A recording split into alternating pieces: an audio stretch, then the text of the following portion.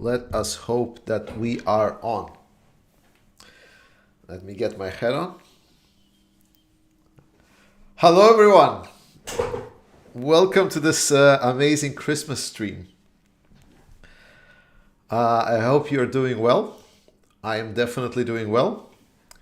And our defenders of Ukraine, brave defenders of Ukraine, are doing quite well. We have had a huge present from the armed forces of Ukraine and General Zelenskyy and all of the brave warriors from Ukraine.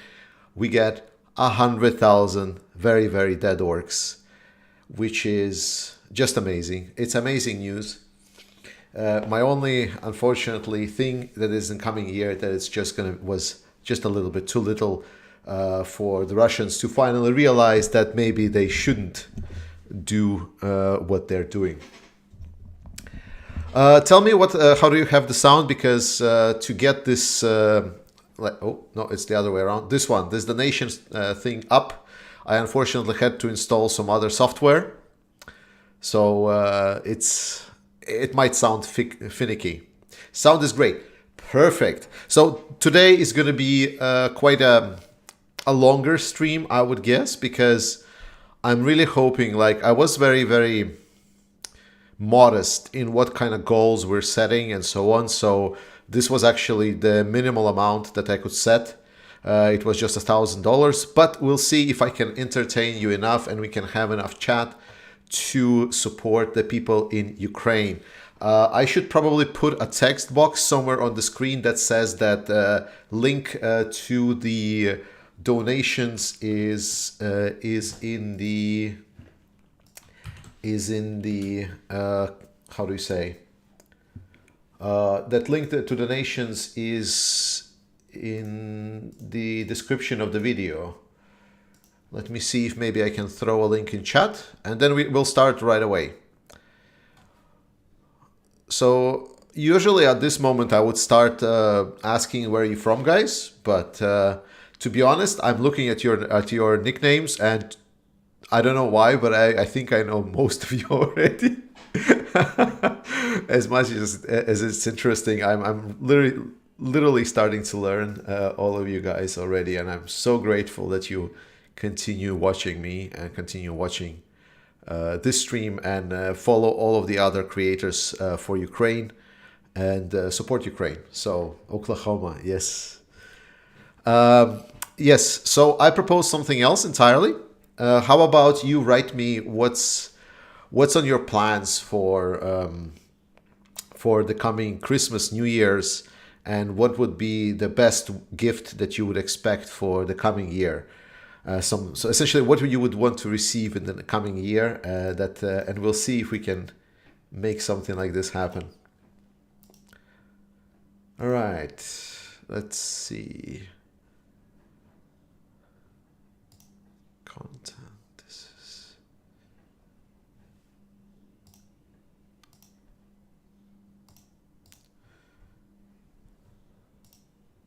Okay. Ah, there it is.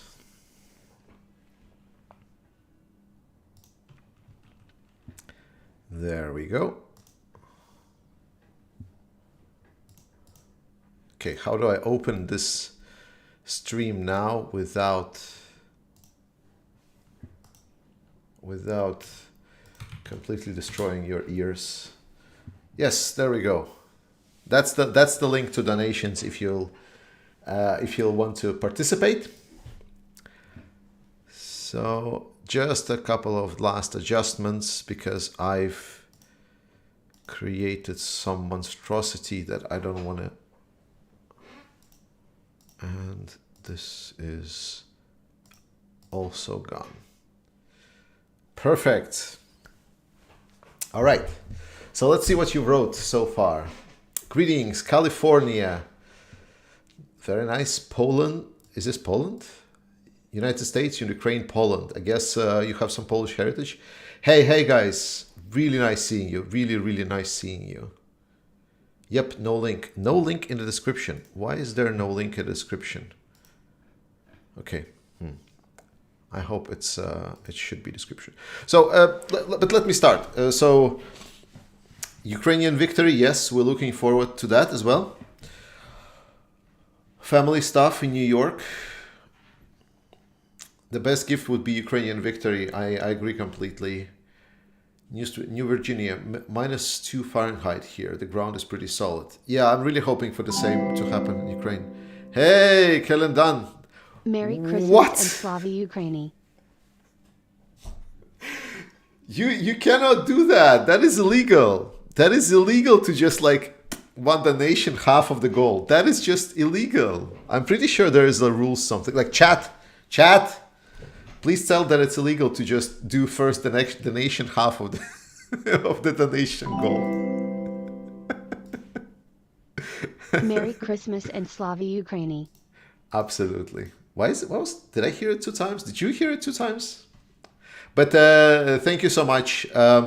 Yes, guys. So let me give you a second to tell what we're donating to. Super. Slava from Brazil. Oh my God! Why am I hearing things double?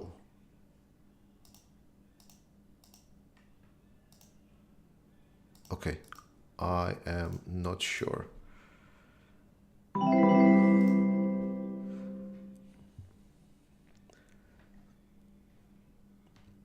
Thank you so much, Gart Maki. Thank you so much. Okay, let me. Oh no, my God. I should have waited with the link. Thanks. Never give up. Take back all your land. Thanks, Padan. We will not give up, and Ukraine will not give up. Aha! I found the source. Ukraine victory in 2023. Anonymous. Yes. I found the source of the double sound. So no more double sound. Slava Ukraine. Wrong one. Wrong window.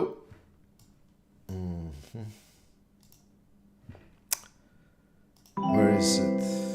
Oh, I closed everything. Slava Ukraini from Italy. I have 1,000 open tabs. Viking Stormtrooper, thank you so much. Laura, thank you so much. Again, Anonymous. Wow. That's going to be the shortest stream ever. Okay, we'll see if we can edit this later. Italy with love. This is amazing. Thanks, Laura. A lot of anonymous guys. Please leave your nicknames so I know who is it from. I love that it's like donations are very important, but I think it's also important for us to know who are the people donating from, because we really want this to be successful. How do I do this now? Okay, let's see. Let's try to do it this way. If now I switch to this one, yes, perfect. Wow. So what I did, I basically closed all tabs except for one, and now we have the tab open that I can actually show you something. Let's see if it switches. Yes, perfect. So we are donating to RAZOM for Ukraine. So what is RAZOM for Ukraine? Robert, that's it. Thank you guys for stream. We achieved our stream goals just 5 minutes in. Congratulations to you. Merry Christmas. Merry Christmas. Thank you so much, guys. I am a little bit shocked actually that just within like what is it, 5 minutes, the stream the stream is just done. So okay, but I'll try to explain what we already achieved our successful donation goal for. Basically, the problem fighting. Alan Jones, thank you so much for $100. I will keep it up. I will keep it up until Ukraine wins. I will not stop to it. But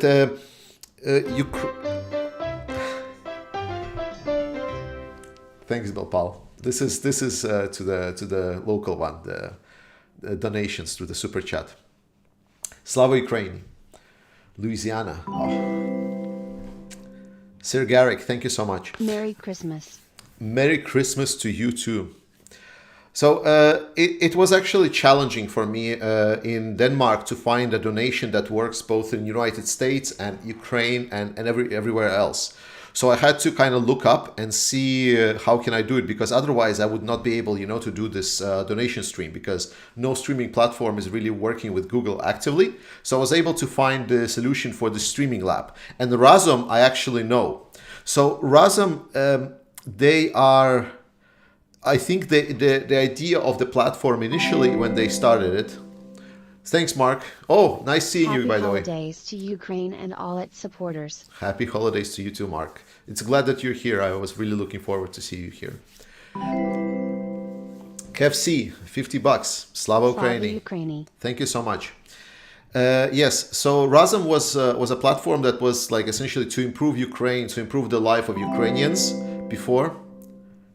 Artsy, thank you so much. Merry Christmas to you too. But since then, with the war started, they obviously started also doing some kind of other projects that are directed to war. Green. Merry Christmas from Slovenia. Slovenia, wow. I am like Slovenia is so much on my trip schedule. Thank you so much. Nathan, to Ukraine. Thank you so much. Glory to Ukraine. Yes, so basically they have a lot of projects and they do a lot of humanitarian aid, because mostly on my channel, I mostly donate and try to encourage people to donate to Ukrainian military, because in my mind, the more resources Ukrainian military will get, keep fighting the good fight. Come forward. Thank you so much. We will fight. We will fight until we win. And basically, yeah. And since then, RAZOM is more focusing on the humanitarian aid. So when I thought that this is Christmas, right? And as much as I want to think that the more military resources Ukraine have, the faster this war will end. But I think for Christmas, I would like to dedicate more money to actual humanitarian effort rather than just the military one. Because the military one, like I'm donating from my pints. For example, what you donate right now in chat, I already see the 50 euros from Germany, from Broly RC. Thank you so much for that. And from that money, that's going to go into the profits, and that one I will send to the Ukrainian military. Flash, thank you so much. But whatever you're donating, like I'm not taking any of that. Like I'm not taking any cut from that donation at all. This is pure charity. So we guys are donating purely to the RAZOM Foundation because it's registered in the US and it's able to be supported with this online solution. I'm not an expert to donations like online, like for example, the Enforcer is. This is my first one. I actually don't even know if this is going to be a good one or not. But they are doing good job. I've definitely vetoed them. Yes. Thanks, Edward, for $10 as well. And thanks, Burley RC, for $50. I will make sure that this is going to be spent to something useful. Ellie just got you DM. What's wrong? Pilpal, why are you crying? Did something happen? So today is going to be a very chill stream. We're going to talk about whatever, Hi, Donnie. Thanks so much for 50 From bucks to Florida, Ukraine. USA, we are with Ukraine until the victory. Until the Slava victory, it Ukraine. is. I need to put the flag in. So today, basically, we're doing a free flow. I have a couple of topics that I have in my head that we'll come back to in case of your questions will run out or we're gonna start talking. But today is our happy day. It's a celebration day. Ukrainian military has given out great present for us. They've let's take a moment to recap what happened this year. How dreadful the winter was when we started everything during the start of this year. I still remember those awful mornings when I would wake up and the first thing I do as soon as I open my eyes going late at night is to grab my phone and see what happened during the night, if certain cities are still there, if the Ukrainians are still fighting. I was panicking. I was really worried. I was terrified, actually, with the fact that the prospect that the world is changing around me. It's the moment that a lot of the things that are just happening and I just couldn't influence it anyway, and things happening to the situation that to the direction that is just terrible. Donna, thank you so much for 50 bucks. Slava Ukraini. And with that, I remember those first couple of weeks. I was very worried for my friends. I was very worried for my family, for everyone. And that's why I'm so grateful to both Ukrainian military that they were able to hold on Russian aggression and also get us some kind of win.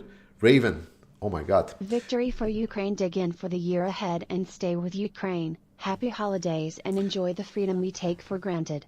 Heart, Ukraine, Great Britain. I mean, Raven, you said it all. That's pretty much like what I was wanting to say with my winded speech. It allowed me to reflect that moment when the Ukrainian military started fighting off Russians, the moment that I reflected on the Second World War a lot as well, about the fact that, if the history would have gone otherwise, if our ancestors would not fight for freedom, fight for democracy, that we would not pull resources from everywhere, then we would end up living essentially in a country that would be even worse than Russia, right? If we would be even living like... Slava Ukrainian Geroyam Slava. Merry Christmas. Slava Ukraini, Mary, thank you so much for the 50 bucks. So I was really humbled by the heroic and stoic attitude that Ukrainian people has brought to us. I really feel that this is changing the world. I'm not sure about you guys, maybe you can write me in chat, but I really feel that it's literally changing the world, how people are viewing the world. Maybe it's just me and my surrounding, the people that are reflecting on what we know we had for granted, And I feel that it's a lot of it has a positive impact on how people look into the future. And I've been very, very humbled by what Ukraine did. It's already impacted everyone's lives. That's why when I see President Zelenskyy and he's saying those words, firstly, it was a birth of a hero. Lars Charles, Merry thanks so Christmas. much. Merry Christmas, Slava Ukraini. And I was just so impressed by the fact that we have a real life, that I live in a world, in a time where there is a hero that's going to be defining for Slava Ukraine. humanity. Slava Ukraine, Matthew. Thank you so much for 100 bucks. World without Russia. Let's put it this way. Hi, John. Thanks for 10 bucks.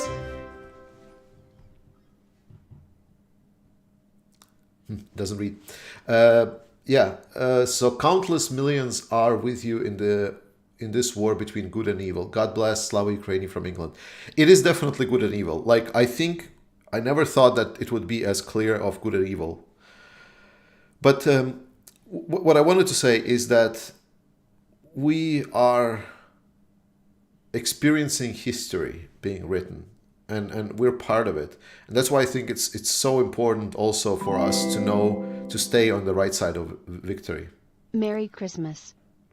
Mihaly, thank you so much for 100 bucks. Merry Christmas. Anonymous, thank you so much as well. I see your donation.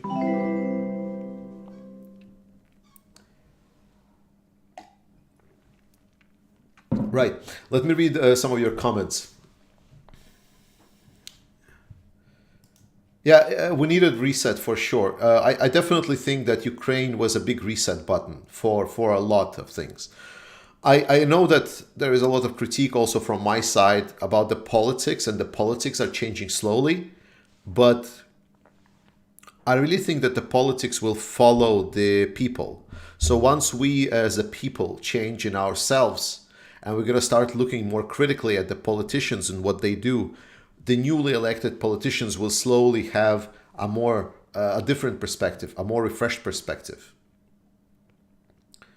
Yeah, Zelensky's speech to Congress was definitely great. I watched it all and I was like, wow, this is really nice. Yes. Yeah, the perfect, I mean, as campy, not campy. Oh, sorry. Actually, I need to better switch to this. As campy as it sounds, as cheesy as it sounds, but I think when they said that Zelenskyy was a comedian when he started his presidency in Ukraine, but it's Russia that turned out to be a joke. You know, that's the description of it's so edgy and nice. I love it. Yeah, maybe we'll listen to the Zelensky speech again later today if you missed it. Well, I'm not sure anyone missed it. Anyone in the Western world, I'm not expert. Loving the hat. Thanks very much, Lionel. I like the hat as well. We have. It's actually been a challenge a little bit in our household. My wife Natalia, she doesn't really have a very festive mood. I believe you can understand she's Ukrainian, but I believe that what my friends in Ukraine told me when this war just started, because they were sitting in their basements and I was worried sick for them. Lorna, thank you so much for $50. And I was worried sick for my friends in Ukraine, and they were the ones that told me essentially, dude, you still need to continue living your life. The fact that you're just worrying for us doesn't really help.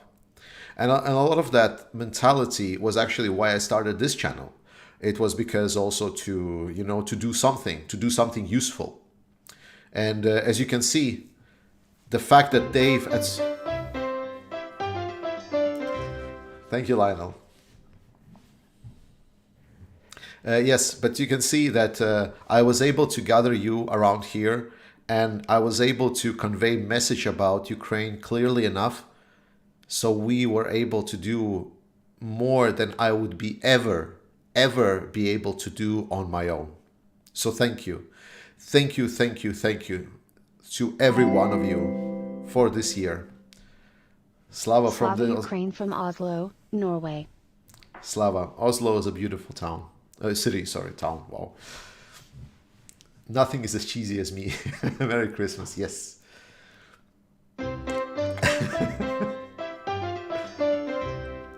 I think Operator Starsky will be next president. Maybe. I know you guys don't really follow, but there is this guy called Arestovich.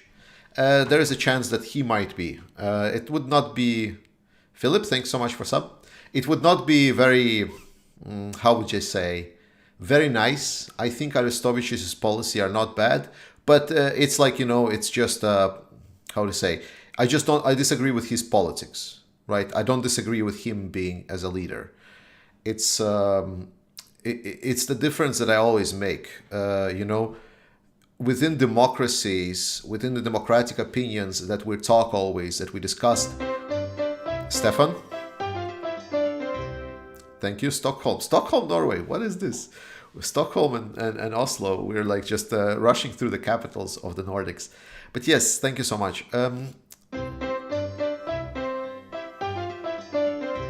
Blue Dragons, thank you so much. Guys, let's try to do less donations through the super chat. I really appreciate the money, don't get me wrong. But I really want this to be more about Ukraine rather than about me. Like, my personality, whatever, we're gonna have more of these. We're gonna have more of the ways how we can interact. You're gonna be able to donate me, whatever. So thank you so much. Don't get me wrong. I really appreciate it. I personally appreciate it. Thank you so much, John. but let's try to keep it about Ukraine. Let me repost the link and make sure that the link is in chat, so we keep it, because I really love it. Like, don't get me wrong, it's amazing, but I really hope that we can help people in Ukraine, because as much as I appreciate it, and I know that it will help me, and I will, like, use it wisely, the money that you've granted me. I believe that in Christmas we need to make sure that we help people that are in need, and I'm definitely not in need. I'm living in Denmark. I'm living a comfortable life. I'm having it good. I'm having it good, guys. So thank you so much for everything. Hi from Copenhagen. Okay, that one was needed. That one was the. So let's stick to the donations to Ukraine, and I love it so much. Okay, pin. I'm not sure. Can I pin the comments? Can I pin the comments?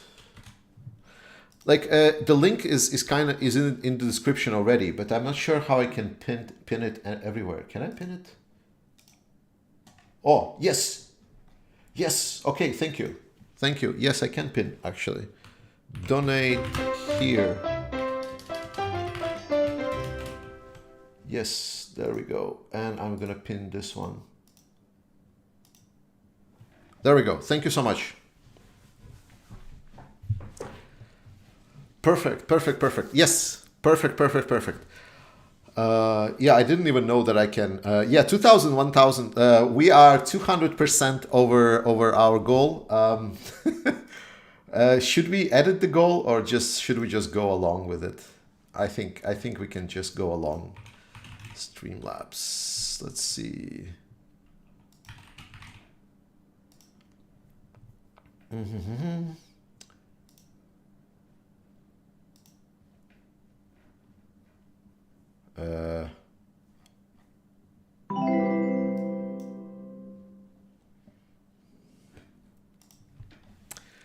Yes, Laura, thank you so much. Thank you so much, Laura.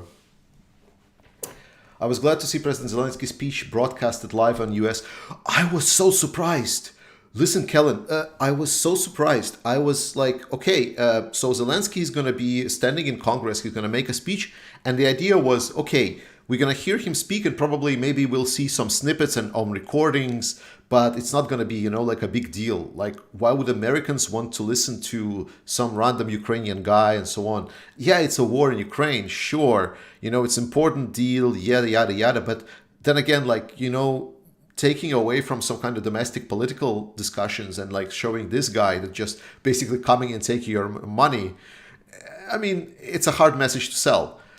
And then they showed it on the public television. Anonymous, thanks so much. And I was really stunned. I was stunned by the fact that it was like when I think it was Jake Bro that talked about it. Greg? Love to all in Ukraine. Love to you from, well, the only Ukrainian I can have right now is my wife. So I can call and ask her, but I will definitely pass on. Frederick, thank you. Slava Ukraini. Slava indeed. Heroem Slava, my friend. Would it be great for short format videos to discuss Ukraine politics, parties, personalities from your outsider perspective? Thank you, Georgie, and Merry Christmas. Wishing for the safety of all brave soldiers, kind people and precious animals of Ukraine, and a big Ukraine victory in 2023. Slava Ukraini. Slava Ukraini. Heroem Slava Kelendan. Thank you so much. I mean, you're doing Slava more than Ukraini. Sir Acer. I'm mispronouncing stuff, so sorry.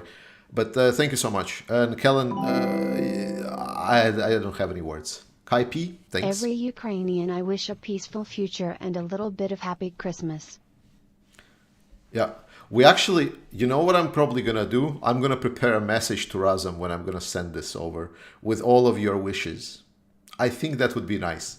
I'm going to prepare an email or something like this with all of the kind words. Best wishes from England. We're all praying for your protection and victory. You guys are extraordinary, and we long for the day when this is over and a different world emerges. Yeah. Agrippa, thanks. What I should say. Make Ukrainian people happy. Slava Ukraine. Heroim Slava. Agneta, thanks. Lionel, I send money every month to U24. This donation is to reward you and for the effort you make keeping up you informed. Thanks. I really appreciate it. I really appreciate it. And I mean, from my side, if you're already helping Ukraine, then my job is complete, right? I started this channel to start donating. Like why am I doing? Like people ask me like, oh, why are you profiteering from the war? Those are trolls, you know, we all know them.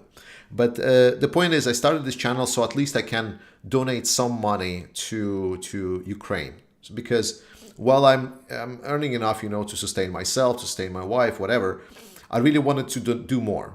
So when I saw that I can make some kind of YouTube profits and so on, and then donations and whatever, I just thought, okay, nice. So now I can support some people that I know in Ukraine and mostly donate to some kind of charities. So we get that. And that's why I try to send. And obviously I still keep some money. Alessandro? Slava Ukraini from Italy. Slava indeed, my friend. Yes, and I keep some money, but I mostly use that money to essentially pay for, you know, subscription to Adobe Premiere, to subscriptions to other like Photoshop, you know, services. Reiner, thanks so much for 2127. To basically, you know, cover the just operational costs. Like I don't really have profits that much. Like I wanted to say non-profits some time ago, this channel, but it's like, you know, people say, oh, but maybe it's like, you know, how do you say, you're running a non-profit business and it's like, you know, all the legal status and someone was saying, oh, but you're receiving money, so it's like a legal status is not a non-profit. Slava Ukraini from Germany. Sandro, thank you so much. Germany is doing a lot. As much as people say, like I think that I say that Germany is not doing enough, that is not what I'm saying. I'm criticizing some of the dragging of the feet by the German government and more importantly Mr. Scholz. But Germany and German people are doing a lot, and that's important to underscore. So yeah, so I just thought that I will just say, okay, 50%, and then I kind of just stay clear, and then I donate whatever I can, and that's it. So that's basically the simplest explanation of that. All right, I'm talking to myself, but I should be reading what you guys are asking me. It's just me. Thanks. Stay strong, Ukraine. We love you. Purple Heart. There has been so many times when I thought Ukraine will break. I gotta be honest, there were times that I thought that Ukrainian people will break. There was like a fatigue, I think it was like third or fourth month of the war, and there was a feeling that Ukrainian people will not be able to transition to long war. At that moment it was still early on and people thought it would be, you know, like the war would be over by, you know, June. But people adapted, they transitioned, and everyone prepared for the long war, and that is amazing. We are all becoming YouTube experts together. This war goes on. Yes, actually, like over the year, I literally started to understand what military stuff is.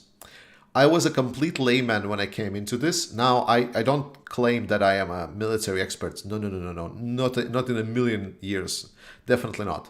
But definitely I became competent to understand whenever we're talking, what are we talking about and so on, what matters, what's not. Nice hat, thank you. I just wanted to say I'm Republican sliding towards an independent. I support Ukraine 100%, but I also think if Trump would have been president, we would be here not talking. I mean, maybe, you know, it's hard to say yes, no. But I actually think, like, people that watch me for a long time know that I don't have political associations. I don't follow the tribal politics. I really like supporting good policies. And I think both Republicans and Democrats have good policies, but they also have really bad ones. And Trump, I don't like Trump, for example, only because it's Trump. I think he has some good ideas. Like, for example, backing out of the Iran nuclear deal, I think was a good idea. I think it was a solid plan, and it was done because Iran is not the country to be trusted. So allowing them to trade and so on is again. But and then again, I also agree with Trump, for example, when he said that NATO members should do more, contribute more to that. So there was some good stuff in his policies, and I don't feel the tribal association with the idea that's like, if I just don't like him personally because he's a compulsive liar, then all his politics are completely invalid. That is not the case. So with that said, I do think that it would be disastrous for Ukraine if Trump would be president right now.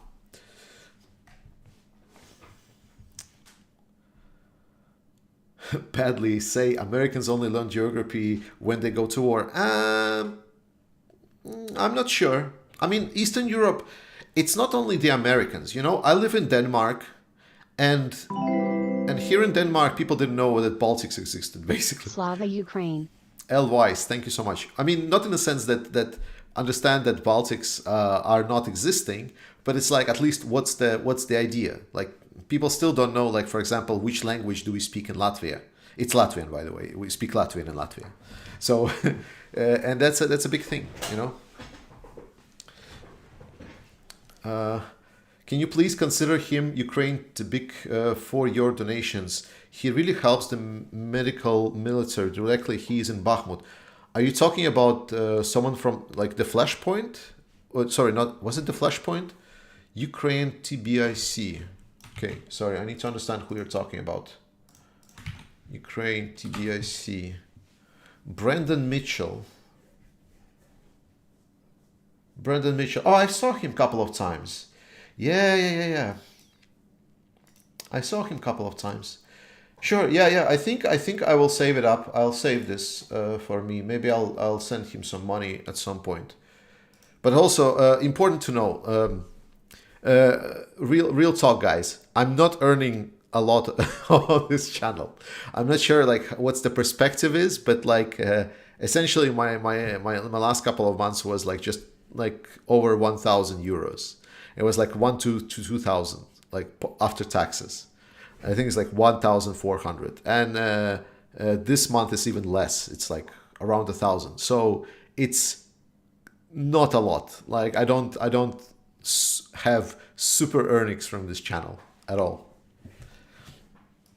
But it helps me to send some money at least. So, yes, flashback is my Maxim, is my friend Brandon. A flashback is Maxim. Okay, I'll keep it. Thanks, Ali. I will. Brandon Mitchell. I will keep it in mind. Ali and Vandy, thank you so much, guys. I'll keep him in the loop. Yes. Yeah, Trump wanted to leave NATO too. Yeah, that would be a dumb idea. Like that was dumb. That was one of the dumber ones. Those are probably not his personal ideas. Maybe, but you know, in American politics, it's quite often the person, the face of the bill that matters. Like I think most of the kind of like big like kind of bills or big changes in US are having usually a face associated. You know, like. There was this like a healthcare reform in US, and like because it was with Obama, so I think it's even now been called like Obamacare, right? I mean, you tell me. I don't know if it was good, bad. I'm not judging. I'm just saying that there was this policy. But it might not happen. Okay. Hello from Boston. Love your stream. Hope after Ukraine wins, you continue your YouTube channel. You're a joy to watch. Merry Christmas, Slava Ukraini. Land o' Plenty. Land o' Plenty. Oh, that's a nice. Thank you so much. Guys, if you're writing to me and not to each other, try to put the @Ukraine Matters. So I follow that, because sometimes you talk to each other and I don't understand whether you're talking to me or not. So I'm Kellen saying, I'm more concerned about Western resolve. The new US Congress comes in January 3 and I'm just frightened. I don't think that would be a problem. I don't think it's going to be a problem, especially with such a narrow Congress, because I think both Democrats and Republicans support Ukraine in large aspects. There is just, you know, some fringe, like far right or far left wings of the parties that do not support Ukraine. So I'm not worried. How many wars have said war will be over by Christmas? Yeah, pretty much every. Can you send the chat to RAZOM? I'm not sure if I can send the whole chat, but at least donations that the comments that were added, I think I can extract that. Exclamation mark blue heart, yellow heart, for my Ukraine, from Copenhagen. Thanks, Ira. Slava Ukraini. After the Iraqi war and the disappointing refusal of Afghans to fight, Ukraine is a worthy cause willing to fight for their freedom against overwhelming odds. I think this is a good talk, actually. This is where I'm gonna deviate a little bit from the chat. So one of the things that I was really, how do you say it, was looking forward, because I've talked about this a couple of times, but I think it was in earlier videos. So I think that in the West, we forgot how to win. I think in the West, we forgot the taste of victory and how good it is. We always have seen either half measures, or we always didn't want to go far enough. We always kind of, did always not enough to stop everything. We set sanctions on Iran, and they didn't go far enough. And Iran is still able to produce complex weaponry that even Russia doesn't produce. They produce their own ballistic missiles, whatnot, and now they're sending it to Ukraine. And the same kind of goes for Afghanistan, because just it didn't go far enough to... TJ, thanks. Hope a Merry Christmas to all, and F-15 for Ukraine. Agreed. F-15, F-16, everything.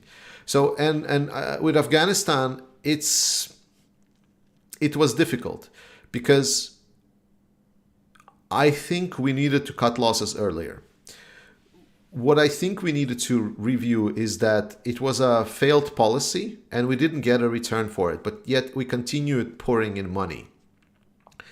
But because there was no significant trust to the Afghani security forces, which is actually, as you see, it was worthwhile, then it was also kind of obvious that a lot of that money will just go nowhere. So I'm actually thinking that with the politics that we got used to, that we never go far enough, that we always do the half measures, that we're okay negotiating any kind of deal and have this loser's position saying, oh, just anything, just not war. Please just don't fight. We're gonna essentially be your bitch, but just please no war. And because of all of that and the Afghan situation with Afghanistan collapsing, we got ourselves into the mental states that we were just, victory was never achievable. That it is impossible for the Western world, for the Western civilization to achieve victory. It became such a mindset thing to a large extent. And we still see that.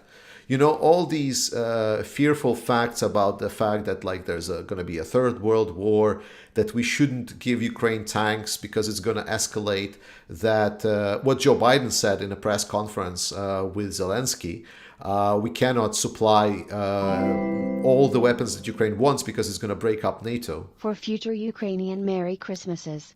Thanks, Gustav. Thank you so much. Yeah, so basically there is a lot of these fearful factors that we need to have some kind of a not going far enough approach. We don't want to take victory, even if it's being handed to us on a silver platter. We just don't know what we can do with it. And I think that's the biggest thing. I think both Europe and the US are struggling to see how will the world look after Putin. It seems that in people... Poker Steve, thanks. Slava Ukraine. May you celebrate the freedom your courage and bravery have ensured will live on forever. It's a freedom for all of us, man. This is exactly what Zelenskyy said. This is a fight for us all. This is a fight for democracy. So what I was saying is that current leaders that are in power in Europe for the most part, and also in US to an extent, are struggling to see how they will have a world without Putin. How would they have a world that is less controlled by them?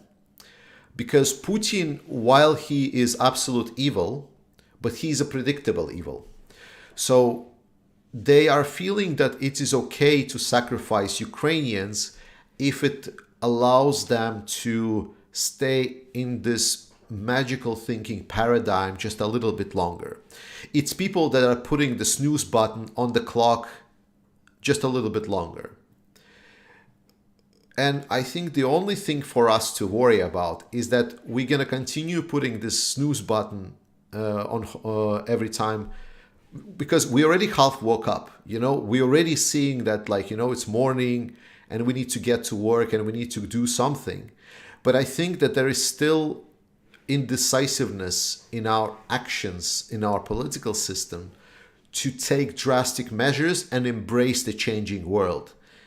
And that is the thing that I think is the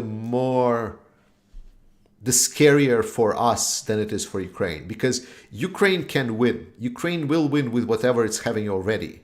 And even us putting the timer on the snooze, it's still fine. Mateusz, thanks. Glory to Ukraine, holes to the orcs. Holes to the orcs indeed, my friend. So that's why what I'm thinking about the most.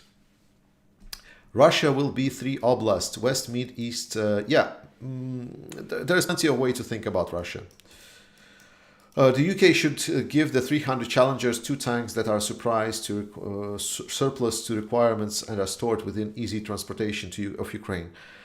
I mean, I always said just any tanks, just any tanks, and Ukraine just need more of the weapons to provide it.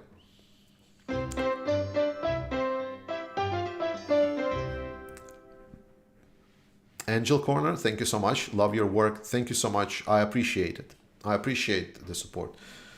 The Enforcement channel is making bank just for sharing Reddit posts. Don't get me wrong. I still watch and support, but it's crazy not to acknowledge the fact. I mean, why not? A lot of really good ideas that generate money in the world were super simple. It's not about and there is nothing wrong making a YouTube channel. There is nothing wrong to making a YouTube channel to be a for-profit YouTube channel and because making videos is actually quite hard. This is something I discovered as I was doing more and more of these YouTube videos and interacting with the audience and so on.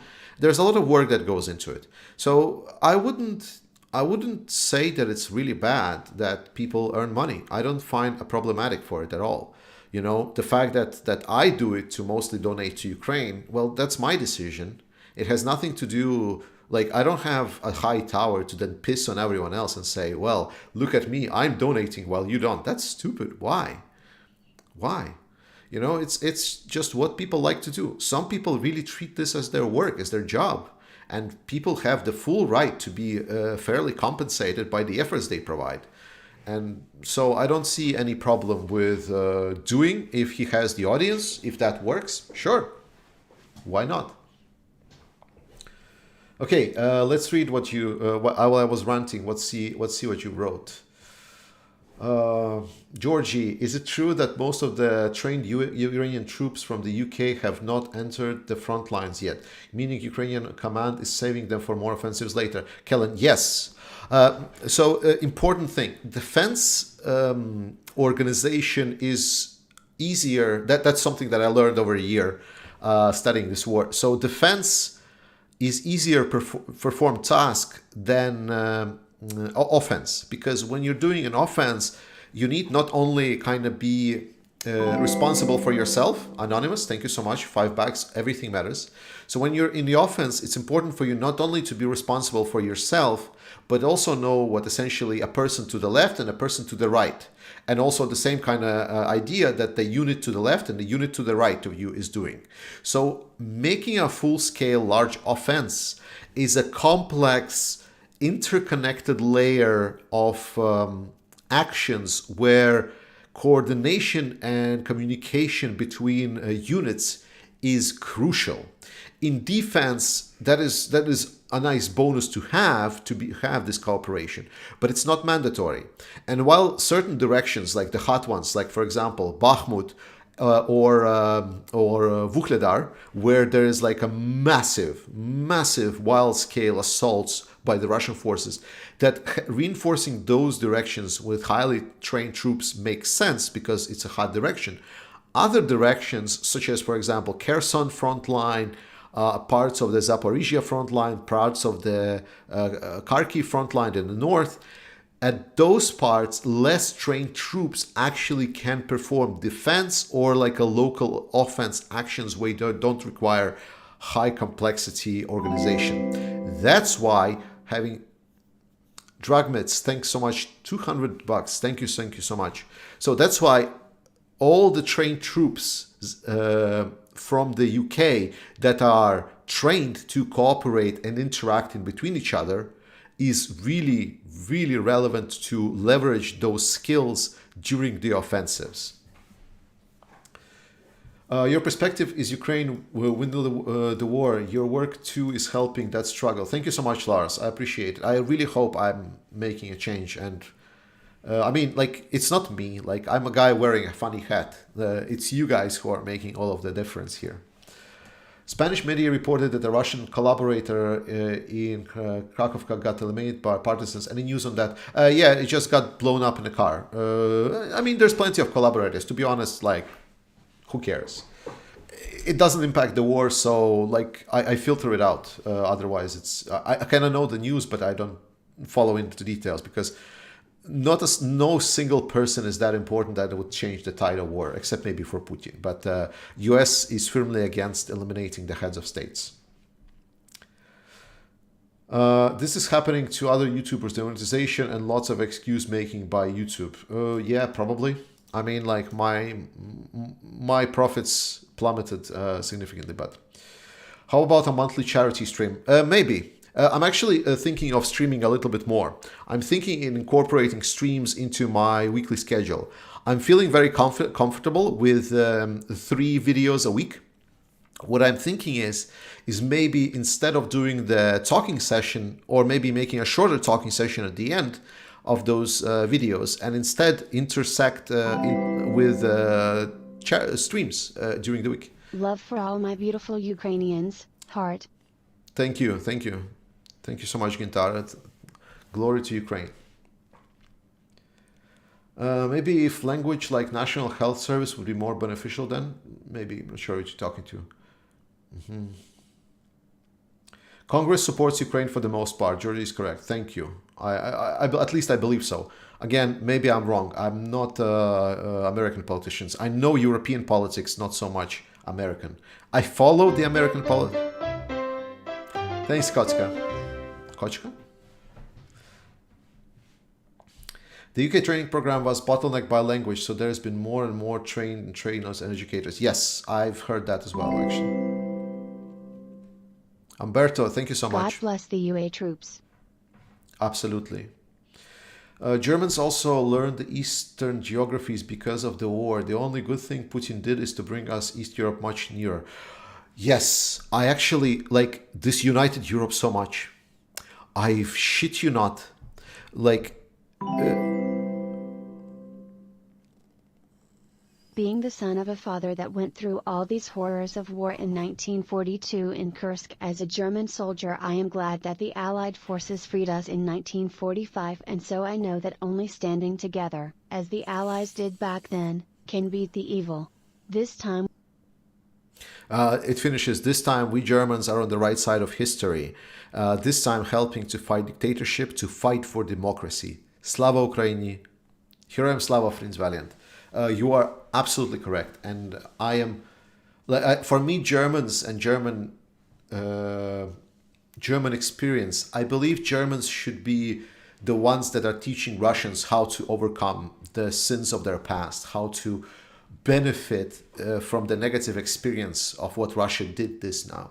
So I would really love Germans to lead in a sense of being like a educator for the Russian society, and not so much as an even partner in dictatorship as it was before the war. But we'll see what's going to happen. I don't know what's going to happen with Russia. To be honest, not that much that I care. Spanish media report. Okay, yeah, that's one read. Really? Thanks. Please elaborate on the status of Ukraine fighter jets. How many are of them, and so on. It's hard to tell. Obviously, it's classified information, but we definitely know that the activity is happening. It's a Yanis, thank you so much for the super chat. I would think that probably there are a couple of like tens, like I think couple of dozens maybe max that Ukraine is having. I don't think that's a lot. But the problem with the jets is that they cannot be used as a close air support, right? So most of the time, these jets are used to intercept missiles. They are part of the air defense system within Ukraine because Russia has can challenge the control of the air closer to the front line. Yeah, getting new planes for Ukraine would be really big. It would be really nice. John saying, we shouldn't fear escalation. If we fear that, then Putin always has an advantage. Correct. Okay, let me see. Timothy writing, the problem in Afghanistan was a difference in culture. We can never expect to build modern republic in such a place. Ukraine is entirely different. You are a Western culture. I don't think it's just the Western culture, but I mean, I agree with the premise you're stating. I think that you cannot bring democracy into the place that rejects it. Russia is such a place, for example, right?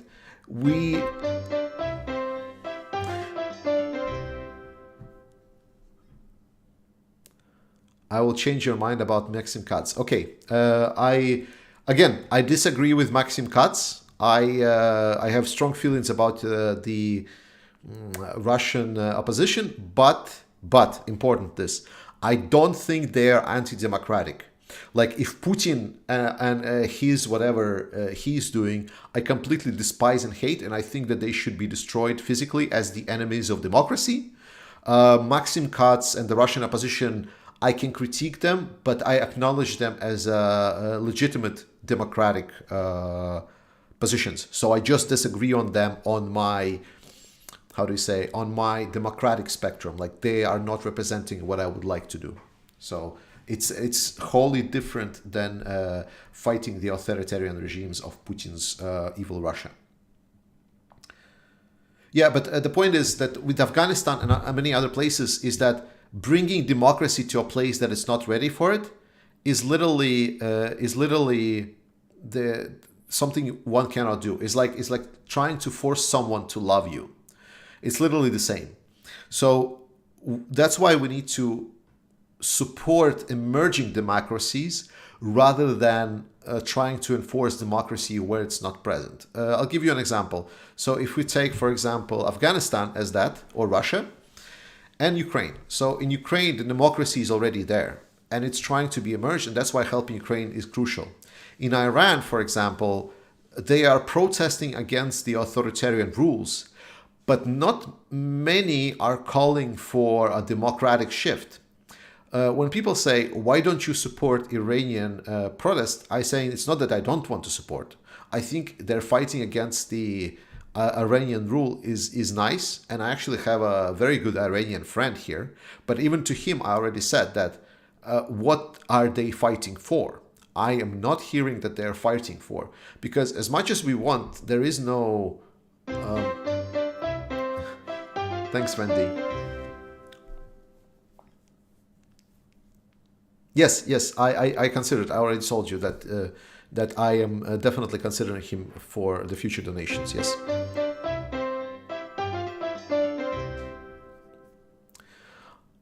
I'm going to Ukraine February 23. Assist the Ukrainian people.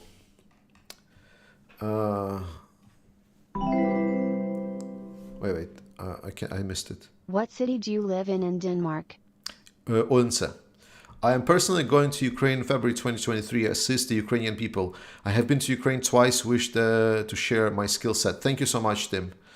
But guys, please, try to stick to donations to the pinned comment version. I appreciate you so much. I appreciate every single one donation, but I really would like to see more of the donations to the cause rather than to me. Thank you so much. Arwin, thank you so much. Happy Christmas, Georgie. Happy Christmas to you, too.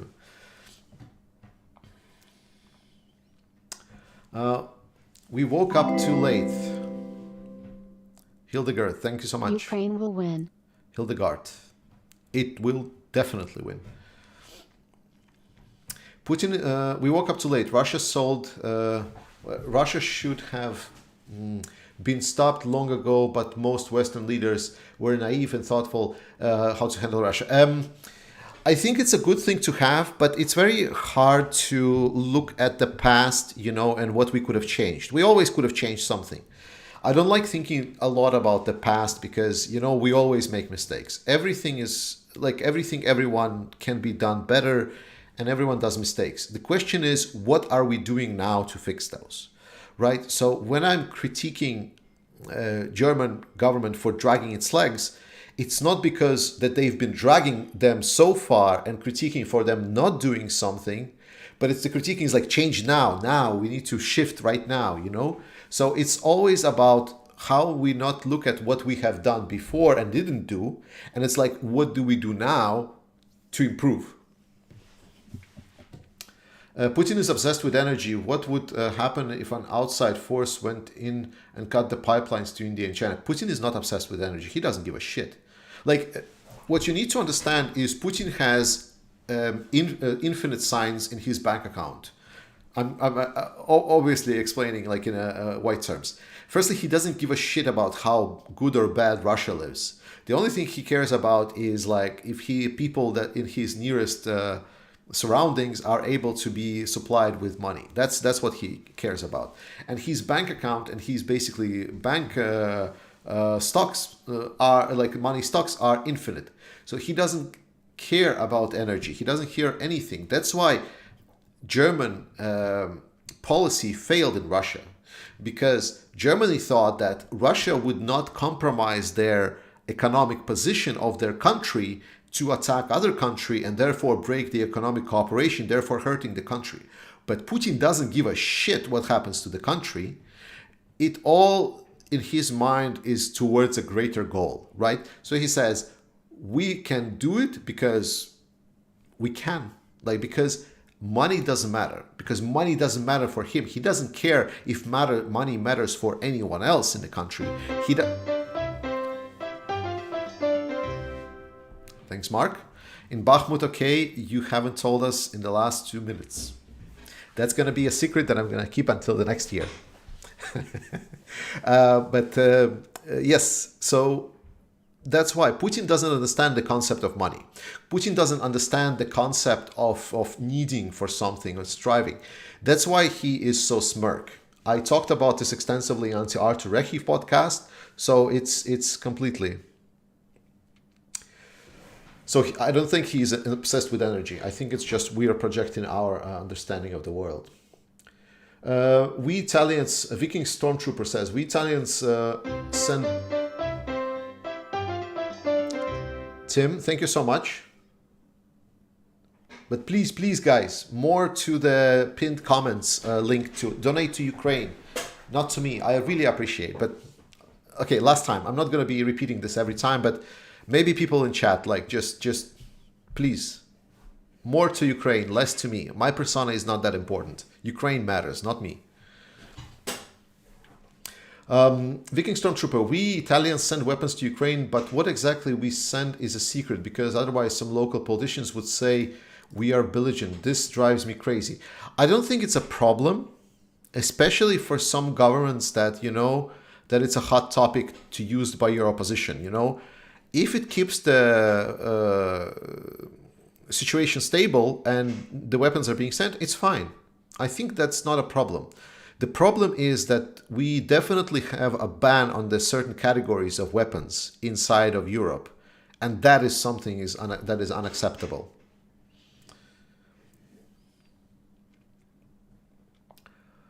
I was actually surprised how many NATO countries are training Ukraine. Yes, indeed. That is... Okay. Oh my God, I'm reading so slow. By the way, while I'm talking, it's already 360 people that are watching us right now. So thank you so much for watching this. Remember, always like, subscribe, share this in your videos. This is very important. This helps more people join the stream, and we can get this goal now to over 500% at the end of the stream. Oh my God.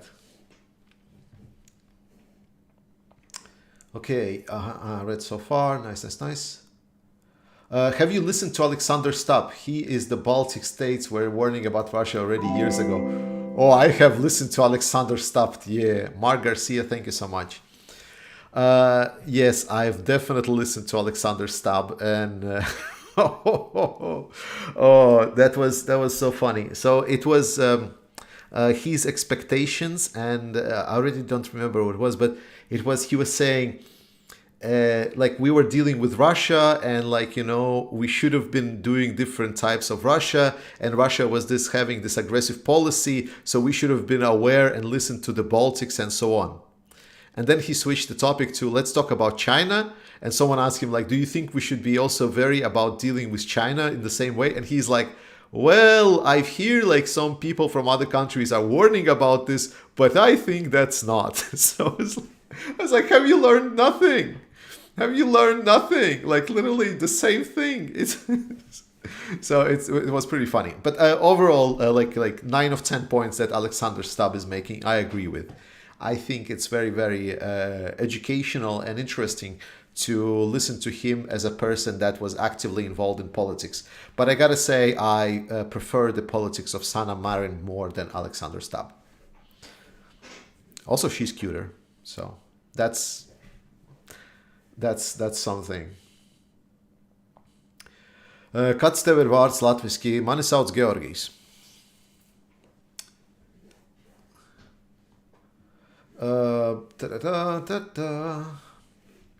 DP Pal, Maxim Katz is our absolute ally. No bigger Russian speaker ally.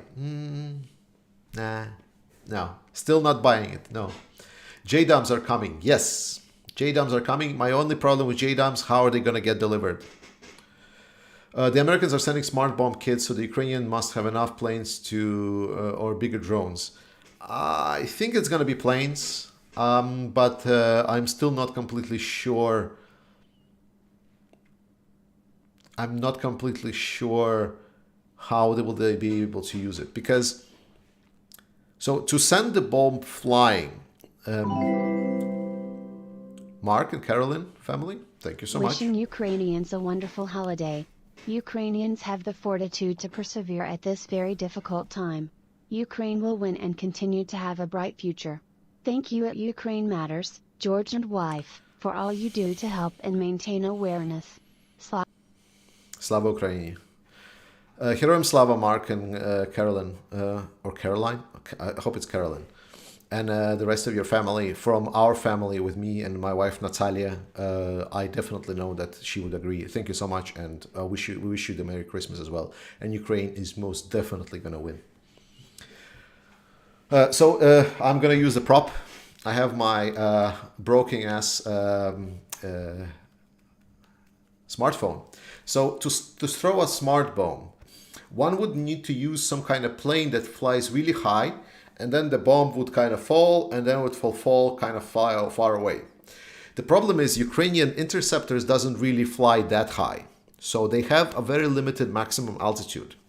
So they cannot get high enough to, for example, get out of the range of some of the certain air defense systems. So the only other option they can do is they can fly really, really low. They can fly really, really low. And then when they have the launch position, then they can start climbing up. And then as they're climbing up, they essentially release the JDAM, the bomb, and then it kind of would go into the ballistic trajectory to then hit.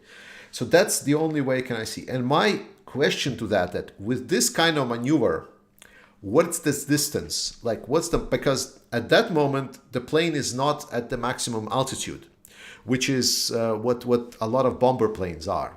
If it's just like a plane that you use that would go low and then go high, what would be the altitude and the distance and that this JDAM bombs would be able to fly? That is the question I'm still asking for myself, and I'm not completely sure I know the answer for it.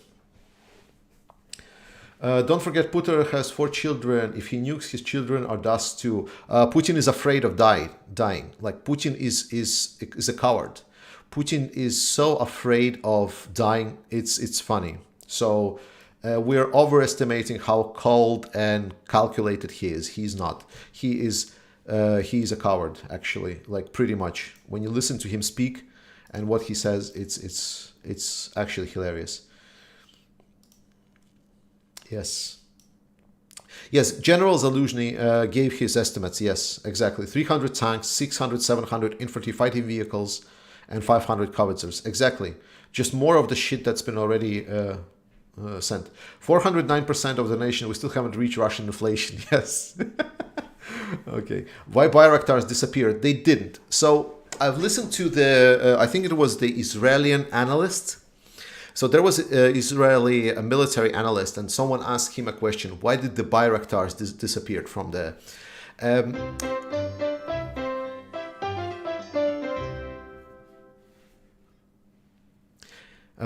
Joel Finkel is saying, 80 years ago, few of my people made it out of Ukraine alive, but genocide is genocide, and I'll use your link to send as much as I can for Ukrainians. Thank you so much, Joel.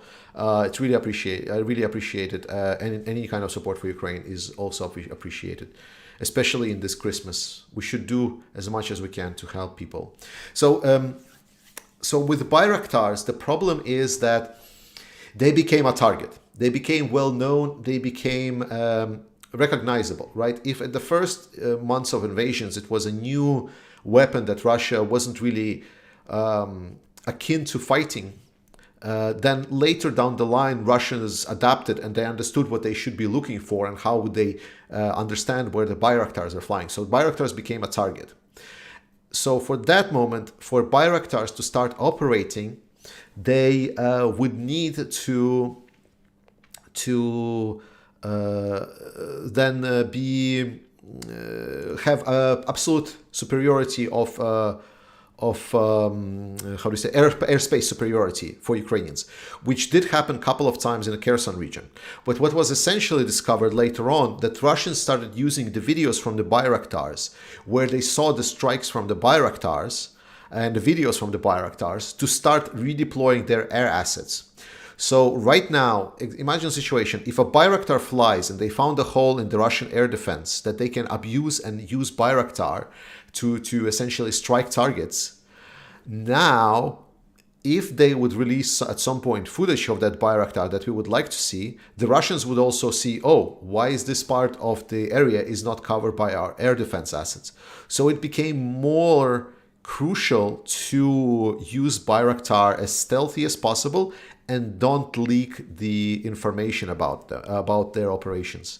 So that's why he says we see less and less public videos of the Bayraktars working. But they're definitely still there.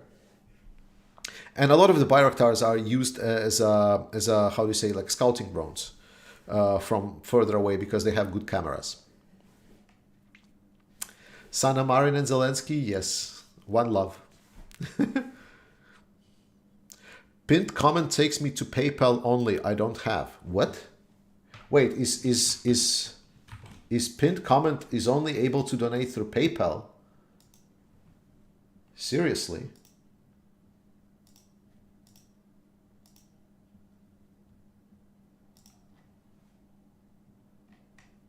What?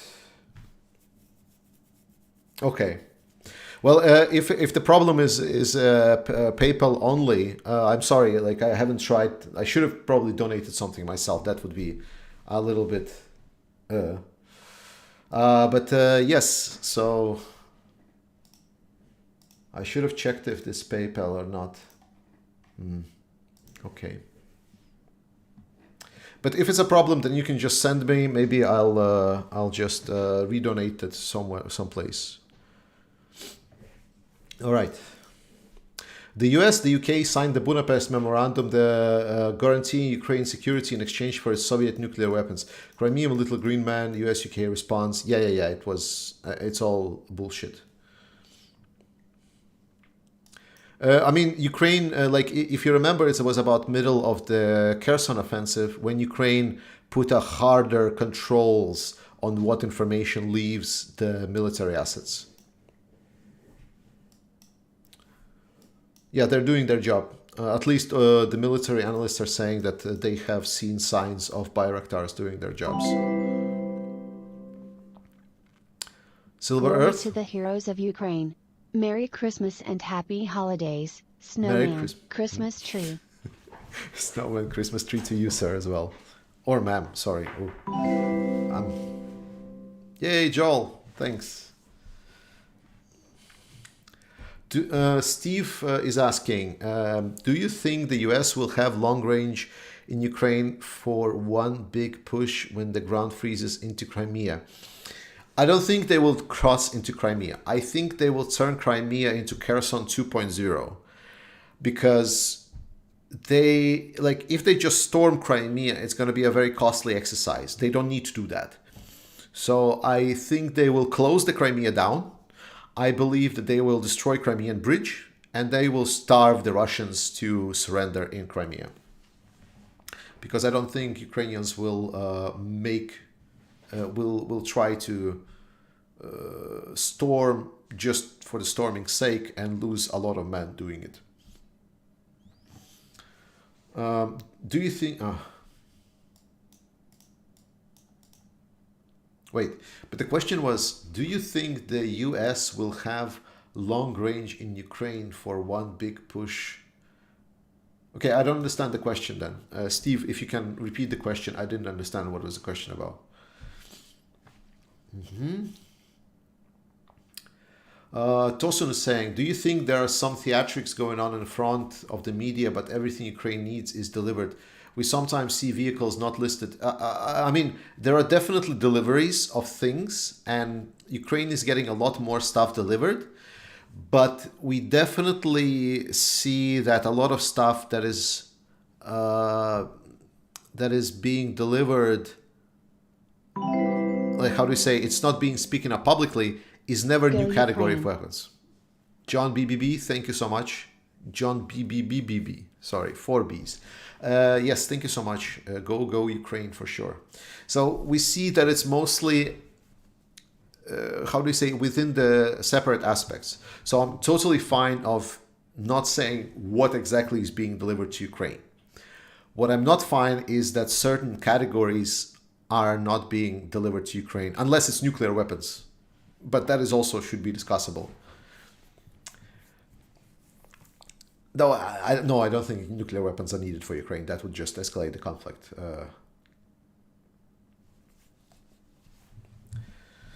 Have you seen my posts, Richard? Maybe I missed it. Let me see. I will ask again, Tim Fletcher, any chance we can talk? I wish to go to Ukraine myself. I need info. Richard, I have read your posts. I hope now Tim Fletcher will see what you're talking about.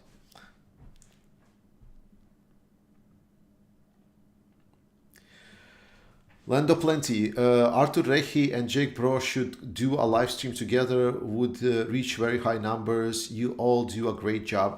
Yeah, definitely. I mean, those two are probably one of the most popular.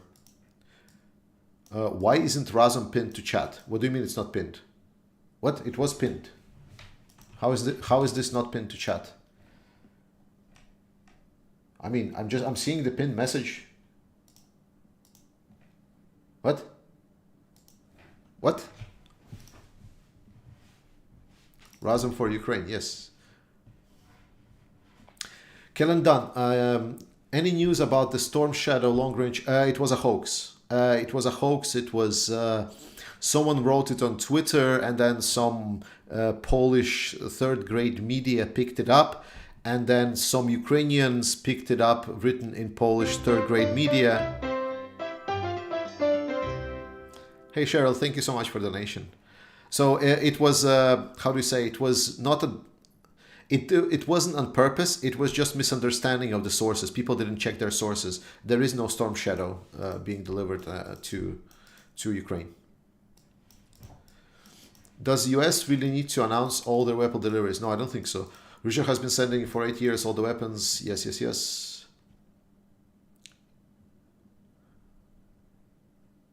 Donating through YouTube, they take 30%. Directing through PayPal and other methods is more efficient. Yeah, yeah. You should like donating through YouTube, because I cannot do. Let's see. Norwegian here. Sad to hear people in the West who don't understand the importance of Putler losing in Ukraine. I'm genuinely happy about what my country has sent through. Yes. Exclamation mark. Nagdil is writing, and he's saying Щаслива Різдва і слава Україні. Героям слава. Yes, I actually am very happy how the Nordics responded. One of the major things that I was very hopeful is because I really like Denmark. I really like culture in Denmark. I love people in Denmark. I love the attitude. I love the community factor in Denmark. And for example, imagine all of this and then suddenly Denmark also would be like, okay, we shouldn't support Ukraine. I would feel very conflicted. So that's why I'm very, very happy that Denmark, Norway, Sweden, and Finland as well are very strong position to stay on a very, very right side of the history here. And I think it's because we have here in the Nordics such a big sense of justice, such a big sense of community and trust. And when we see that someone is betraying someone else's trust, we just take it so much personally. As much as I can say, I live here only for 10 years, so maybe I just don't fully understand it. But I would love to think and would like to be proven. I would like to be not proven wrong. To feel that this is how the communities here are. U.S. House just passed Omnibus Bill 45 billion package to Ukraine. Was it the House or the Senate? Wasn't it the Senate that passed it? Or is it now the House that passed it? Can you write it if it was the House? Indeed, or was it the Senate? Or Senate was the House? No, I think House is the other one. Sorry, I'm sorry if I don't know the correct words for the branches of government within US. I'm a little bit... Okay. I keep hearing that Ukraine is developing their own drones. Have you heard when we might see them in big numbers? I'm not sure about big numbers, but they've been reusing some of the Soviet technology drones. And Ukraine has launched multiple drones. They simplified legislation to development of new types of combat drones. And they basically outsourced. So the drones are already there in big numbers. It's just most of them are, built by a smaller enterprises. So we need to give some time for those enterprises to grow so they take over the market share. Essentially, Ukraine now is in a drone booming startup industry. So as with any business industry, it just needs some time to ramp up and find out what is the ideal solution.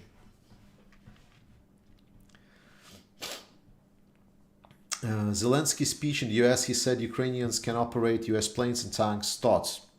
I mean, it was a clear understanding that they can learn if needed. So it was just give us tanks, give us planes, we can handle it. My understanding is there's different kinds of JDAMs for different types of rockets and bombs. Maybe, I'm not sure.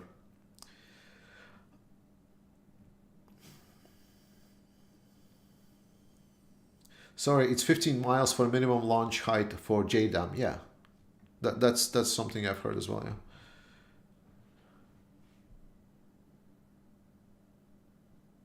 Okay, Timothy, maybe you're right. Again, I don't know, so we'll see. Maybe because I don't know what's a pop-up point. So hopefully.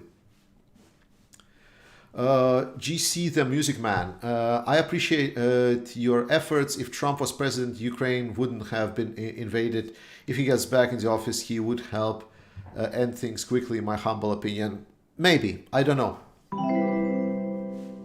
I know that we're doing our best, and thank you so much. Wolf says with 300 MBT he can win the war. Realistically, where can he find 300 main battle tanks? I mean, there's a lot of battle tanks. It doesn't have to be new battle tanks. There's already been a discussion about obviously leopards. Leopards, sorry, people have been shitting about malpronunciation of the leopard tanks. So leopards are nice, but not mandatory. And we need to see that even the older tanks that are still present, for example, in Poland, can be substituted.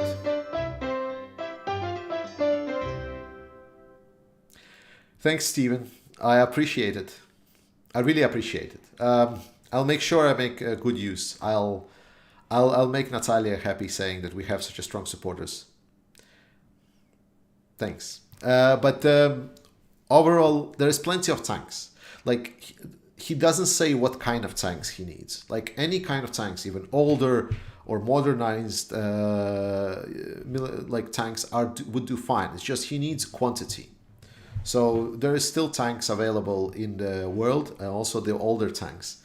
And one of the main things, actually, that's something that I noted, like JDAMs are really big stuff. Patriot missiles, really big. But I think one of the kind of like under the radar thing, actually, of this whole package, which a lot of the Russian media are actually scared shitless about, is the supply of the Soviet-style, like thousands, tens of thousands of the Soviet-style munitions, like missiles for the Grad systems, and so on. The thing is, Ukraine still have a lot of these older tank systems, older missile systems, older artillery systems from the Soviet, but they don't have enough ammunition. They are now producing that ammunition, but it's not enough. So if what US have provided right now with the older ammunition, if this supply can be kept up and it's an actual source of production, then this can mean actually that Ukraine is pretty much getting almost everything that General Zelenskyy has been asking for. Because if it's not going to be 300 tanks, but it's going to be maybe 100 tanks, but you also get them all of the shells that they can ever use, and then Ukraine can fight essentially almost like Russia, that they can use so much resource for shelling, then the Ukraine, just the power that Ukraine is going to get, the power curve, is going to be enormous, because right now Ukraine is fighting about 3-to-1 ratio. So Russia roughly has 3 times more stuff than Ukraine has, if we talk artillery, tanks, and so on. So I think tanks is a little bit less. Like, I think Ukraine has about 1,000 tanks active right now, and Russia has about 2,000 to 2,500, plus minus. So that means that Ukraine would actually get a lot of power, if that is production capacity and not just a one-time deal.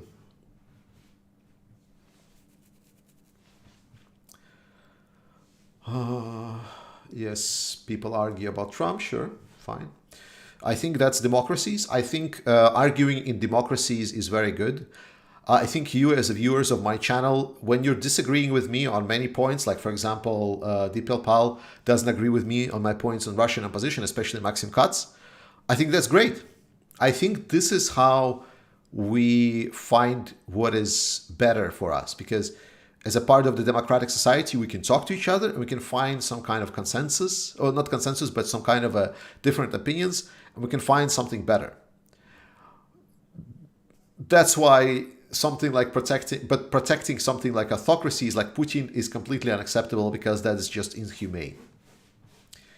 Kellen Dunn, I think Crimea will fall like Kherson, yes, faster than Donetsk. Donetsk is so fortified, and yeah, I think Donetsk and Luhansk, I don't think Ukraine will take them. I think they will just be surrendered after Crimea falls. Okay, while I was talking about this, we're already 426 people watching this. Super thankful for you all, like, for liking, subscribing, sharing this links to this stream on your media. It's amazing. We are doing great. Like, look at that. Look at that. Wow. Senate passed yesterday. Yes. History matters. I think you're onto something here. I'd also like to say that Norway has a history of being invaded by a large power in World War II, and we were helped back then by other nations, Britain, France, and Poland especially. Yeah. Ukraine matters. I love that you said Ukraine's drone industry is booming. Yes. I mean, that's just fact, statement of fact. Nothing to do with what I did or didn't. So today, U.S. House passed the bill. So once Biden signs, ooh, wow, good news, really good news. Wow, wow, wow, that is amazing. I thought that was important because like you have something like a hung government, right? So if the budget wasn't passed, then there would be some kind of hold back. So I'm not exactly sure how it works, but you can tell me. Last I heard, I believe that Germany once again denied the Leopards for some reason. Yes, they did. Leopard 2 is more useful to Ukraine now because less maintenance required and Poles can repair them easier than Abrams. Yes, so as military experts told me, so the problem with Abramses is Abrams is not just a tank, right? It is wildly different from many other tanks in the world. So when you are essentially subscribing to have Abrams as your military, then you need to basically redesign your whole logistics chain, redesign your whole supply chain and everything. So you cannot just send a couple of Abramses and be done with it. You need to literally redesign almost a military around the Abrams tanks, at least the ground military, just because it is so complex. Thanks, Steven.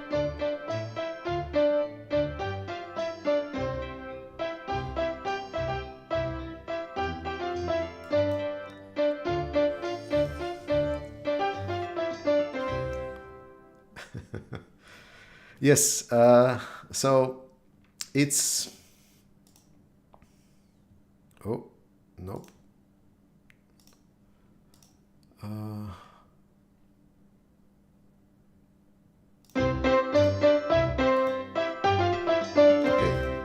stuff is playing. Okay. Okay, let's go further. I'm gonna drink.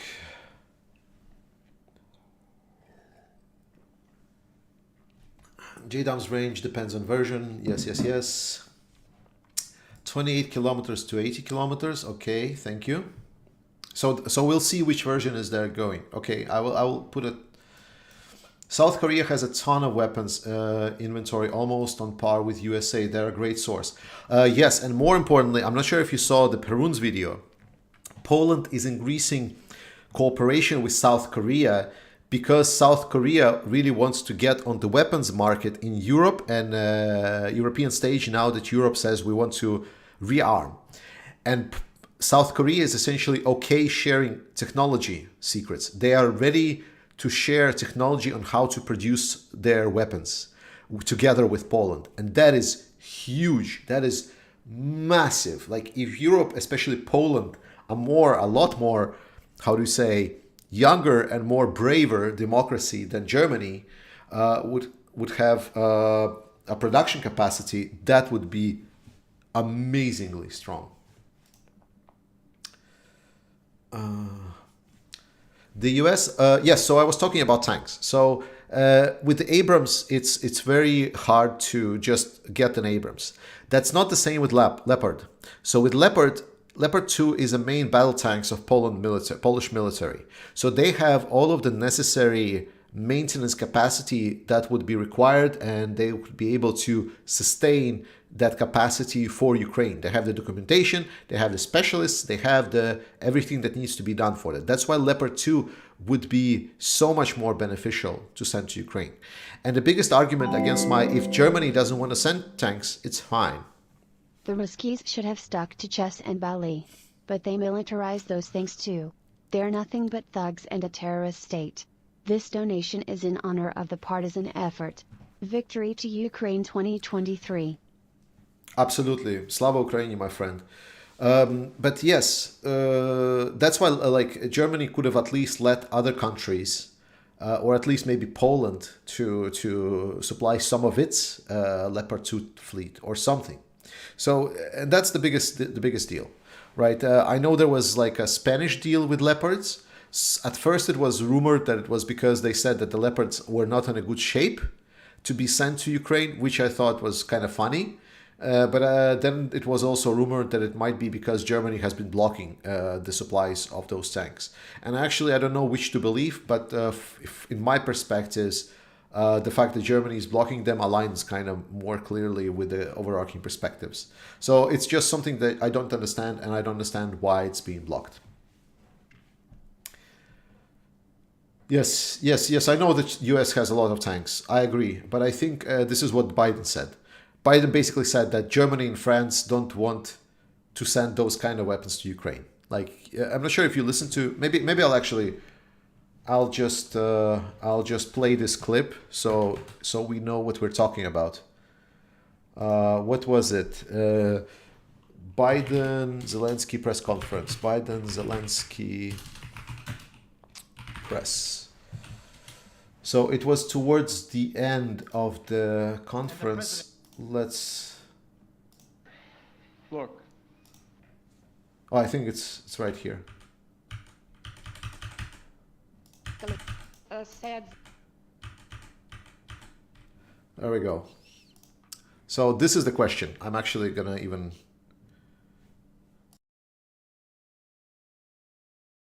should be interested to, so that's his. This will be the last question.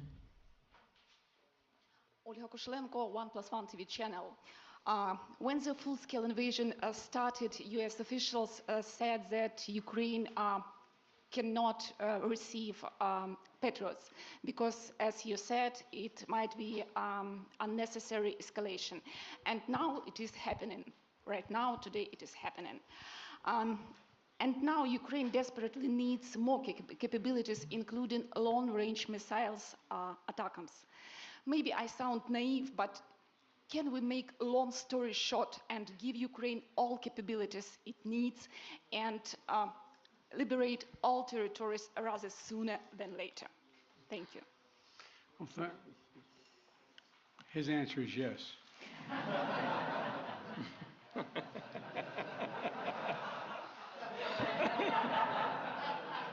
I agree.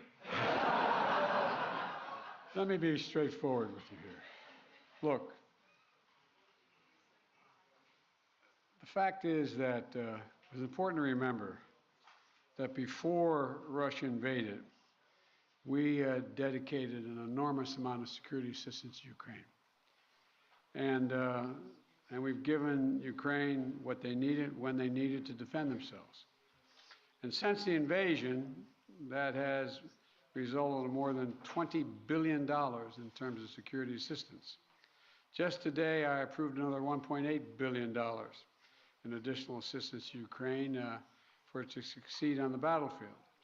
And we're focused on working with allies and partners to generate capability in 4 key areas. Air defense, as we know today, the Patriot is the best of that. Secondly is and we're looking to do more, we provided hundreds of advanced artillery systems in dozens of countries. Thirdly, we work with partners to get Ukraine tanks and other armored vehicles. And fourthly, we've announced today another 200,000 rounds of additional ammunition. Now you say, why don't we just give Ukraine everything there is to give? Well, for 2 reasons. One, there's an entire alliance that is critical to stay with Ukraine. And the idea that we would give Ukraine material that is fundamentally different than is already going there would have a prospect of breaking up NATO and breaking up the European Union and the rest of the world. We're going to give Ukraine what it needs to be able to defend itself, to be able to succeed and succeed in the battlefield. And the other piece of this is, you may recall, one of the reasons why I have spent, well, I won't tell you the calculation, but I've spent several hundred hours face-to-face with our European allies and the heads of state of those countries and making the case as to why it was overwhelming in their interest that they continue to support Ukraine. They understand it fully, but they're not looking to go to war with Russia. They're not looking for a third world war, and I think they can all be avoided by making sure that Ukraine is able to succeed in the battlefield. So anyway, there's more to say, but I probably already said too much. Thank you. Well, thank you.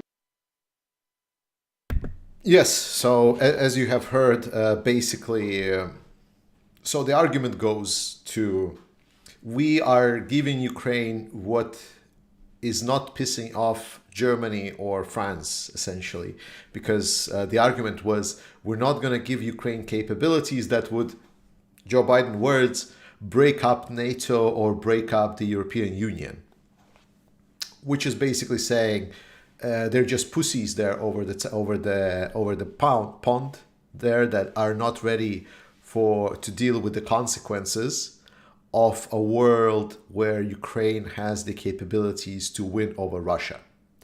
And they will say, we will do whatever we can to help Ukraine not lose. And if Ukraine can win, it's great.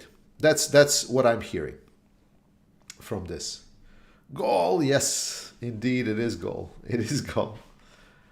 So that's basically the main message. As an American, it's annoying to see Macron and Scholz continue appeasement to Putler. Yes, I mean, and this is exactly my point. It's not just for American, right? As I said, this all comes down to the argument that I really believe that the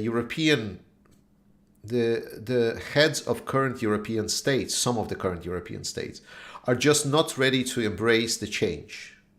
Or they just don't understand, they don't have, well, the balls, essentially, to take on Russia and change the architecture of the relationships and the European architecture altogether.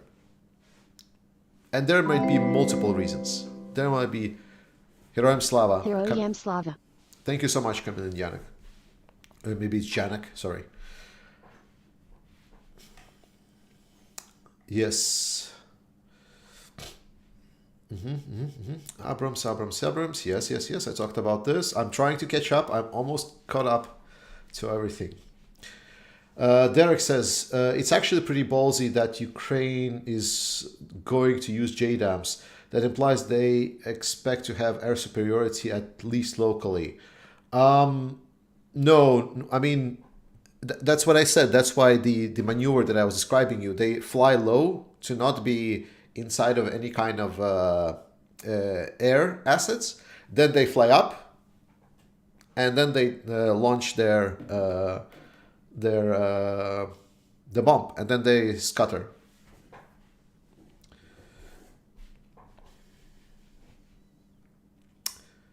Animarchy History just dropped the video on the air campaign with Russian U-8. Yes, I watch him a lot. He's a fellow creator for the Flash member for 3 months. Flash, I think you're a member for more than 3 months. I think you're a member for more than 3 months. I think is it 3 months total? Because I think you're almost like from the start of my channel, as long as I remember. So I'm not completely sure. Yes.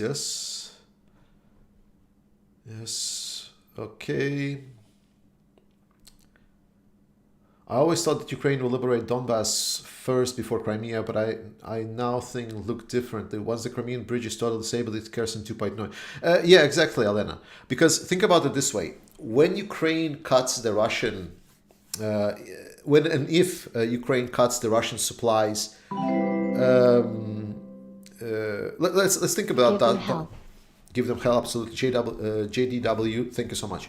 So imagine a situation: Ukraine would take Donbass, but then the situation would be like this. Ukraine would be stuck. I'm actually like, why don't I pull out my amazing deep state map? And because we're doing this anyway, let me just switch it to English. So think about it this way. Imagine Ukraine takes all of this. So this is gone, taken by Ukraine. And then Ukraine uses this border and essentially takes this part of Donbass. So all of this is now Ukraine, right? So now Ukraine has a problem because there is a front line this way, and there is also a front line this way, this way, this way, and this way. So not only they need to expand a lot of resources to get this, but they would also be stuck, especially here in the south, they would be stuck in between two crossfires. So it's There are cons to taking this part first. That's what I'm saying. Thank you so much. Julom? Is it Julombi? I hope it's Julom. Thank you so much. Guys, please, I'm going to ask you again for last time and so on. Please try to... I really appreciate your donations. I really do. But let's try to get it to 5K. Let's try to see if we can get it. Okay. Lame Duck Congress. Yes, that's what I was talking about. Yes, factory in Poland. That was with the... Okay, I'm actually almost done. Germany and France don't count as the only US, UK and Poland would send troops to fight if Latvia was invaded. Yeah, absolutely. Stop pissing around, Joe, and give them attackers. Yeah. I mean, I think really that US would be ready to give a lot of stuff. But I think that because it's not been collectively approved, it's not on the table. Okay, Joel is actually interesting questions, topic actually for discussion. He's describing the situation, military is interesting, but I would like to know more what is happening within Ukrainian civil society. Well, firstly, you should follow Anna from Ukraine right away. Like, you should just right now go and see Anna from Ukraine. Anna is exactly giving that perspective on what's happening in the Ukrainian society. It's a little bit easier for me to talk about Ukrainian society, firstly because I have friends in Ukraine, and secondly, it's because I also follow the news in Ukrainian, and I also see, like when they're talking with people. But overall, the society have it hard. Like, it's a big challenge. I always saw wars on TV and they felt really foreign for me because it's something that has never been in my life, and I was never thinking that I will experience it because I was living in Europe, and Europe is now a peaceful continent and so on. And here we are with all my friends being scared and sitting in their basements because of the bombings, and my family members are writing me, sorry, we cannot call you today because we got another missiles incoming. It's definitely different. And the society, they are united in their resentment to Russia. The society in Ukraine, for the most part, is anonymous. Thank you so much.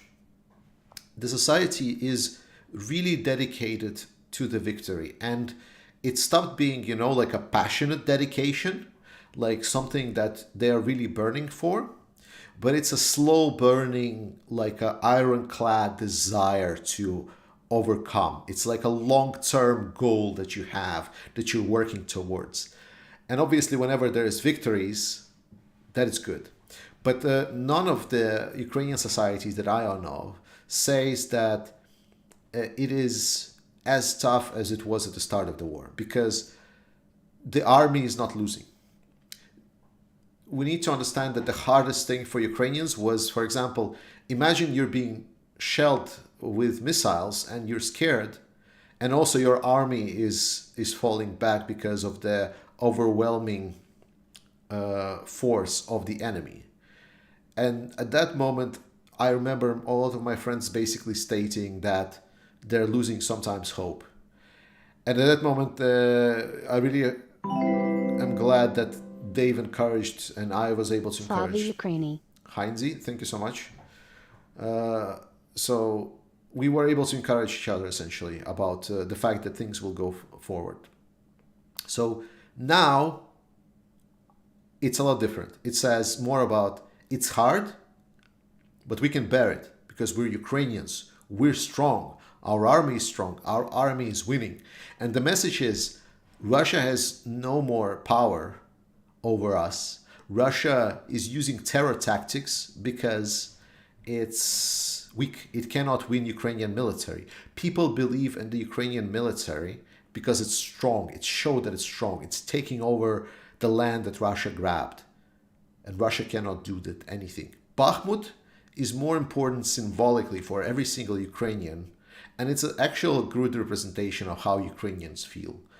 No matter how hard it is, no matter how hard it gets, how many friends are suffering from that, how eager you are to essentially cry and yell about your problems. But they are going to win. Anonymous, thank you so much for $50.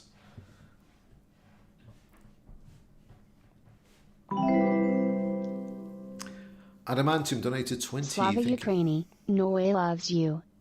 We love Norway. Okay.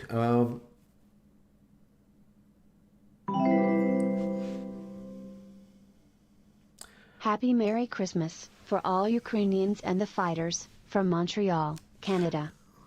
William, thank you so much. Sorry, I mispronounced. Guillem. I'm mispronouncing your name so much. But thank you so much. Merry Christmas to you too. Agrippa, I wrote before that there was no explanation from Scholz to send the tanks. As far as that goes, I can't understand anything. There is no reasonable explanations. I just explained it. It's like, I think they are afraid that the situation will get out of control. Like, people are afraid of nukes and yeah, I don't know. Let's change the goal to 7,000.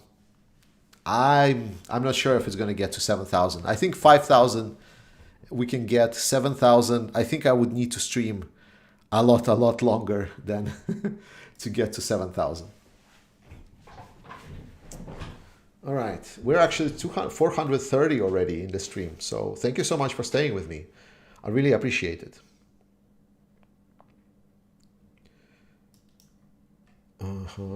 But yeah, guys, important thing, something I didn't tell you all, and I think it's so obvious. Red line. Thank you. Thank you. Something that I wanted to say to you. Merry Christmas. Merry Christmas to you. Indeed, the holidays are coming. So I'm going to make sure now that the majority of people are watching me, like 430, I want to extend like the wishes of really nice holidays to everyone, with it be your friends, family, or your household, and even the pets. I love the pets, so extend that to pets as well. We're actually going to visit our friends, and we bought presents for both the guy within the household, his wife, and the dog. So all the best. I just wanted to make sure that I say it to every one of you.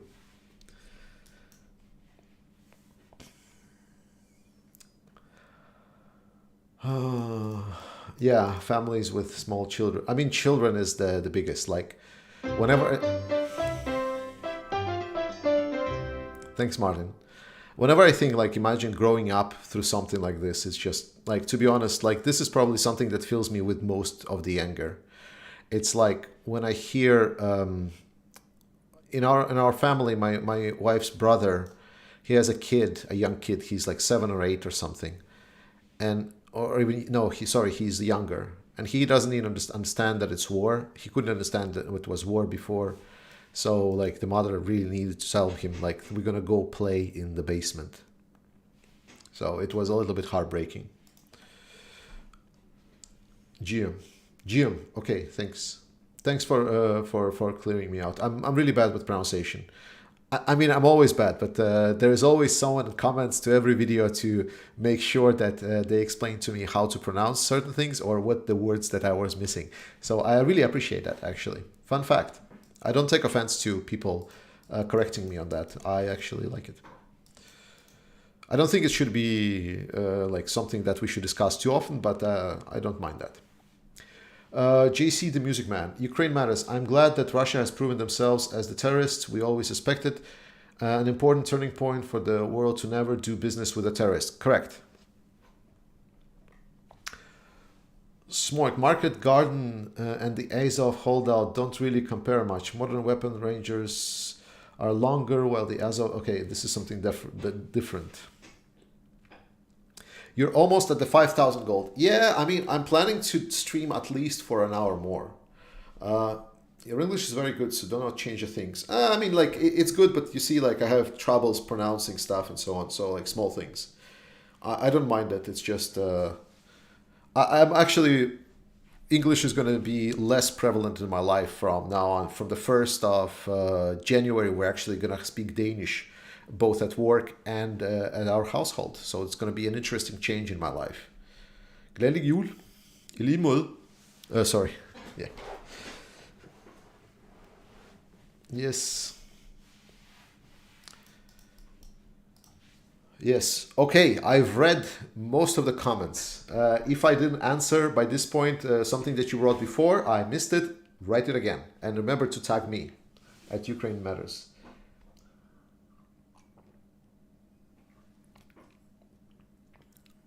Okay, let's see what other talking points that I had for me to discuss. Yes, yes, yes.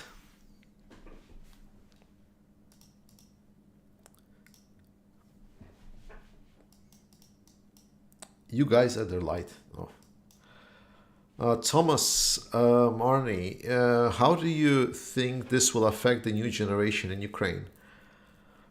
I don't know. I actually don't know. There is so many things that I don't want to think about because I get depressed. You know, like what's going to be the moral impact for the population in Ukraine? How much tears are going to be shed for every dead person? Thank you for sponsoring this charity. Slava Ukraine. Thanks, Wayne. It's my pleasure. And we hit the 5,000 goal. Yay. Hey, Mark, thanks so much. So we're over 5,000. It's over 5,000. But yeah, it's one of those things that I really am... that I'm really scared of thinking about. It's like, what's the impact of this war on a personal lives, you know, PTSD of soldiers and so on, because it is horrible. It's going to be horrible. Like the cost of this victory that Ukraine will have will be awful. And it was an unprovoked war, that it wasn't just some parties that were fighting to each other. It was a brutal invasion from a country that acted irresponsibly. Yeah. So I don't know. I'm really afraid of thinking about it. It's one of those things. It's like thinking about people that you know that, for example, died on the front lines. It's like, I don't want to think about this. I don't want to worry about it until the war is over. Like, I need to go on. I need to be strong until the war is happening, and I can cry whatever I want once the war is over. I think once actually the war is over, that I'm gonna write or make a video to you congratulating you all with that, and then I'm gonna lock myself down somewhere and just cry for a day or two for all of the people that are either lost their lives or not having it as good. But not now. Today is not the time to not celebrate. Today is the time of charity and light and hope. And we indeed are bringing hope with over $5,000 gathered now for the support of Ukraine. This is an amazing support that we're giving out here, guys. I really hope it will be noticed by the RAZOM, and we'll see if they will respond to me. I will actually send them a message. Kiefbaum, do you know where the Ukrainians are not destroying the bridges in Bakhmut, at least the small Russian bridgehead?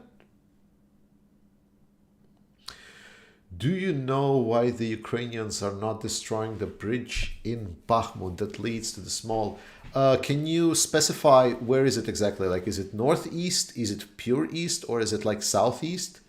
I need to know which bridge particularly you're talking about. Siger Asa, kan du forstå dansk? Ja, jeg kan faktisk forstå godt på dansk. Min udtale er virkelig dårlig, men jeg tror at det er bare fint for mig for at prøve at snakke dansk for det hele tid. I am awful at Danish. Okay. What do you make of the increase in the Russian military? That was actually on my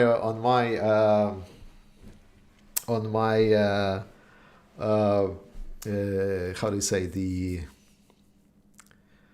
talking points. That's like once I ran out of questions, this was one of my talking points, talking about Putin and increase in the Russian military. So we need to understand that this is a joke. Like it's just words. Like it's something that Putin does. He's been doing this a lot and so on. It's like saying things like modernize my military, right? He's been talking a lot about how the military has been being modernized forever and so on. So, and now in the middle of the war, he's saying, okay, we're going to increase the number of our military personnel and they're going to become these nice professionals and they're going to have all these huge capabilities and we're going to have all these high precision weapons. Guys, it has nothing to do with reality. It's just empty words. And you know what I saw the most in that conference is when he said that it's going to be essentially a blank check for modernization of a Russian military. What I saw is, thanks Anonymous, what I saw is I saw all of those generals that were stealing from the army during all of these years. Their eyes light up, but they didn't light up because they want to reform the Russian military. They don't give a shit about Putin's regimes, I think, by this point, because whatever. But when he says it's going to be a blank check on whatever activities you do inside of army, they were just like, oof. So if you think that suddenly by Putin just coming out the stage and saying, okay, increase my military size to 1.5 million, and then expect that it's going to be some kind of new reformed military that's going to have massive capabilities. Yeah, he has another things coming. So no, it's a complete and utter joke.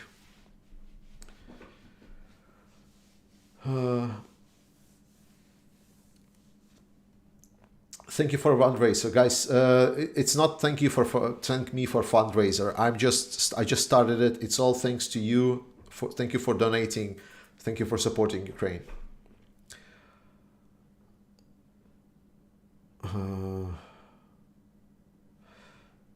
Okay, where did I left off? Oh my god.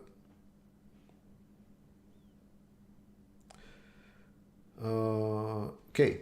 Richard, Ukraine matters. Not that this is going to happen, but what would it take Russia to... Hey, thanks. Love and support from Texas. Thank you so much, Charles. Not that this is going to happen, but what would it take Russia to do to ruin Ukraine moral and give up?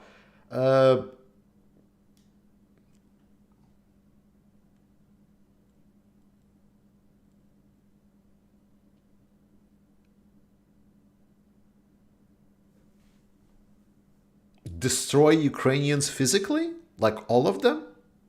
Probably that's the only way. If they're dead, they're not going to be strong in morale, that's for sure. So, genocide. That's my advice to Russia. But, I mean, they're doing it already, so it's kind of late. So, a weird question, Richard, sorry. Really weird question. Ukraine matters. Merry Christmas. Merry Christmas to you, Derek. And thank you for your passionate coverage of Ukraine. Your rants are amazing. Keep telling as it is. Yeah, I mean, guys, I'm not going to be like a #1 streamer. I mean, it wasn't really my goal. I don't expect to be a super massive streamer, but I am going to be doing what I'm going to be doing. In my worldview, it's like you cannot be loved by everyone. There's always going to be people that don't like you. So I'm just doing what I think is right. And if you agree with me, or even if you disagree, but you think it's important for me to listen to your counter arguments, you're very welcome to follow. And I definitely know that a lot of you are really agreeing with this, because even my worst videos, like I actually judge my channel. Like one of the things that I do is a lot of people are judging their channels for how much like their videos are getting, like their best performing videos, their average performing videos. For me, it's actually the least performing videos that I'm looking at. And like my worst videos are now getting tens of thousands of views. Whereas some time ago, it was like 1 view. So I'm so grateful for you to actually dedicating your time to listen to this guy's chats, this guy's in a funny hats rants about stuff. It makes me happy, and especially because it's for a good cause. So maybe after the war we're gonna talk which cause I should dedicate myself. Maybe you're gonna move on, but hey, that's fair. That's life. But we'll see. We'll talk about it together. Definitely, we're gonna discuss a lot. As I said, like I recognize most of you. Like I know it's almost 400 people that are watching right now, and I know most of you here because I read almost every comment under my videos. So I've seen you before, which is great. Thank you for coming for the live stream. I appreciate it. Jeffrey, sometimes I wonder if we would just have been much aggressive against Putin, the war could have already been settled. Yes. The gas prices could already have been strained and we would already been recovering. Yes, basically my biggest baffling point is that I always thought that we are holding back because we are dependent on the gas in Europe. You know, that we need to get through the winter, but now our gas facilities are full. Russia is not having such a strong leverage on us, so why in the hell are we holding back? I just don't get it. I don't understand.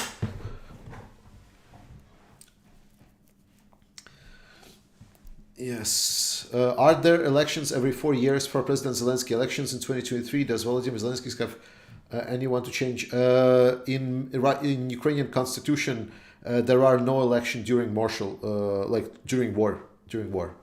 So there is no elections until the war is over. And Zelenskyy already said that he is not going to participate. Then you understand Norwegian too. Yeah, actually my roommate for a long time while I was studying in the university was Norwegian. Funny enough. He taught me about this Christmas cheese that you love in Norway. Or at least some people love in Norway. It's like a sweet cheese that you eat. So I don't know the name for it. R.C. William, do you remember that little Ukrainian boy that said, "No, I'm not afraid, I am Ukrainian"? Please pull up that clip for those who don't know. Let me see if I can find. Not afraid.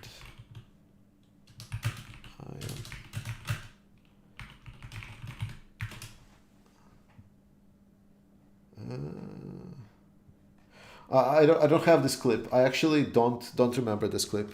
Maybe I missed it. Uncle Stepan is here. Please cry and you bring hope. I will. Your Danish is good. Thanks. That is nice to hear. Please cry. I will cry after the war. Putin understands the West, particularly Western politics, quite well. He's a master manipulator. That's why he threatens the nukes. What do you think would change? Putin is not a master manipulator. Bitch, please. Like, we treat Putin like master manipulator, so we're looking so deep down his mouth that we see his asshole. So he's not a master manipulator. If people just stop thinking about him like this great unstoppable force, ruler of civilization, great strategist, Putin, bear riding, shirtless, kid touching pervert that he is, then it would be like completely different perspective. And there will not be any problems. Oh, my headphones run out. Okay, no sounds for me anymore. All right, history is being written. Future generations will look upon the mighty warriors of Ukraine and its strong and noble people with great respect, admiration, and wonder. Slava Ukraini. Heroim Slava, my friend. That is so true. Constantine MT, oh my god, finally one of your live streams. Very welcome. You are very, very welcome. Throwing money at the problem solves nothing. Yes, exactly. What do you think this is some... wait. For this, what do you think is some allies' problems with a quick Russian defeat? As I said, I believe that everyone are trying to find how they can proceed in a controllable fashion. People are so afraid of uncontrolled movement of nukes that they are thinking that if the nukes would fall into wrong hands, for example, some groupings that would come to power in what was the territory of Russia previously, that this would leave the world as a less secure place, not more secure place. So that is their... So they're trying to follow essentially rational thinking, like a game theory mastermind. What is the base cause of action? So they're trying to look for opportunity to grab essentially and find a party in Russia that maybe can take power away from Putin and come in its place and secure essentially the future to be in a controllable state. I think it's a fallacious hope. I really think that it's not very good, and I think we are essentially trying to play master chess games here while at the cost of Ukrainian lives. So I don't believe that. But politicians don't have big enough balls to take the responsibility for that, which is... I mean, it's just what it is. Like, you need to have really big balls, like Zelensky's balls, because what basically they are not like. Think about it this way: politicians in Europe are not ready to put the lives of Europeans on the line, despite that it's the fact that it's required. When Zelenskyy said that we're going to fight Russia, he essentially put the lives of Ukrainians on the line. That's why he had the big balls. That's why he has all the respect and clout. Whereas in Europe, we tend to look at it as like, oh, but maybe things will go away. You know, we're looking at the problem and hoping that will go away and not touching the way that we live. We're not ready to put ourselves in danger. This is something that I've called the coming back to the pre-23rd February world. There's still a desire and a hope that there will be a way out that would lead us to a world that was pre-February 24th. And in my perspective, it is not true. And we just need to make strong positions for ourselves in the new world to come. That's why like something like Poland building a strong independent military is, I think, more reasonable than trying to hope and find a way how you can reverse time. All right, let's go. What do you think Medvedev's trip to China was all about? Slava Ukraine. Humiliation, mostly. Did you notice that in China they didn't even put the Russian flags when they met Medvedev? A huge breach of protocol, by the way. Why do you think is that? What do you do for a living? I am working with data. I'm doing data bureaucracy in a corporate sense. So I'm working in a corporation, and I'm the guy that organizes the policies about working with data. Wayne Desane, we love you, Georgie. I love your passion and even your anger. I mean, anger is a big driver for what I do, so thanks. I'm not usually an angry person, but the situation here is just atrocious. Scott, thank you so much for support. Thank you so much support for Ukraine. Appreciate it. Richard, sorry, it wasn't intended as a weird question. I just want to make sure You are as strong as I see on YouTube. I fully support you and your Ukraine. I already don't remember the question, but sure. Okay. You asked about what would ruin the Ukrainian morale. Okay. No offense taken. I just didn't know how to answer the question. It's fine. I mean, but Ukrainian morale is strong. Like, think about this way.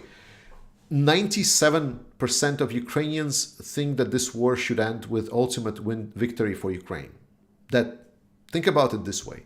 When you can remember that in a democratic country, 97% of the people would agree to anything, any policy. And we're talking about, are you ready to sacrifice your brothers and sisters and continue fighting to win? And 97% of Ukrainians saying yes. Well, okay, more pessimistic polls are saying 85%. Let's take the worst pessimistic polls. I think it was like towards pro-Russian sources. But let's take the worst number. Still, 85% in a democratic country agreeing on anything. Impressive. And now think about that this is them agreeing on essentially sacrificing their loved ones to win. That is resolve. The definition of resolve.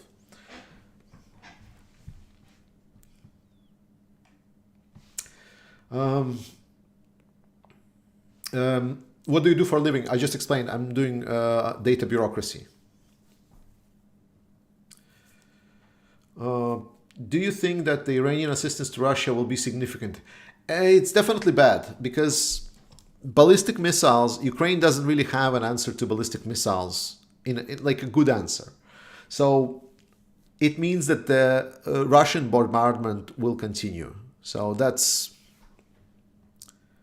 just very, very unfortunate. By the way, is there a sound even? Like... Yes, okay. Perfect. Because I don't hear sounds anymore, so sorry. My headphones died, so I just took them out. Okay. Do you do for a living? Yes. Can you explain to me why the Russians were allowed safe retreat from Kherson? They weren't. With all the tactical genius Ukrainian armed forces shown, it just doesn't make any sense to me. You're misrepresenting the situation. There was no safe retreat from Kherson. That is not what happened. That is factually wrong what happened.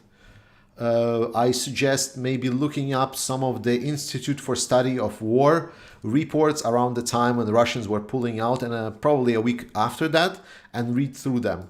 That you're factually wrong on description of the situation. Josh Martin, thank you so much for support to Ukraine.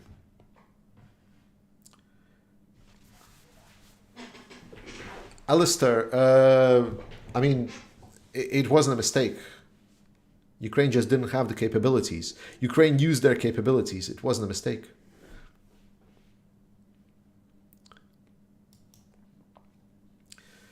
Yes. Windy Wade, Ukraine Matters. I don't usually write comments during your videos because I watch them on TV where there is no chat function. I mean, that's how I watch YouTube for the most part as well. Well, that, and whenever I'm like working on computer, then I'm usually having on my second screen. But yes, where there is no chat, I really enjoy your videos and appreciate your hard work. Thank you so much, Windy. Like, seriously, I love the responses. Like, one of the major things that I never thought about is like, how much feedback really helps to go forward. There were times, I gotta say, that I felt pressure about should I do like the next video and so on. Because, you know, like when the situation, for example, was touchy for myself, like when I felt that, like I read about something and it was kind of really bad, especially it was like, you know, around like late June, August-ish and so on. When there was like hard times, when it wasn't clear, it was before the Kharkiv offensive, and there were hard really times when Ukraine were pushed back, and I was like, should I tell about this? Like, do people really want to know the bad news as well, and so on? And it was a lot of times like really feedback, just like, yeah, tell us how it is and tell us thanks so much for what you're doing, tell us more. This is very often was what motivated doing the next video. So huge appreciations to every single one of you that is writing a comment for every video. I literally am inspired by that so much.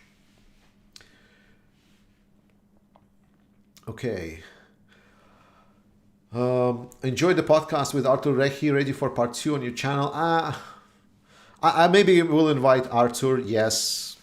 I mean, that is something that I was thinking. So let me hear your ideas, guys. So my idea was, like, I know I can do 3 videos a week, and I wanted to incorporate streams. So what I was thinking is, and I'm not sure, maybe I'll do the pilot in January. So I was thinking is like a video, then a stream, and I have a dedicated time slot for stream. In that stream, either I have a topic that I talk about and then some kind of maybe interaction, like maybe some answer to the questions. Then the next day video, and then the next day as again stream. And because I will have streams at dedicated time slots, I can also maybe try to see if I can get some people to come and essentially talk with me about this certain topic during those specified time slots. So that's the idea basically I'm hoping to try out. And I'm going to see if this is something will be that I will be able to do. Because unfortunately, as much as I love thinking and making about like longer YouTube videos, researched videos and so on, my job is taking way too much time for me to do a lot of research. Like that's probably the problem of having a successful career, that you're having a lot of responsibility in your job, that you need to dedicate quite a lot of your own resources then to also work outside of the job position, to think about how you can improve and so on. At least that's what I do.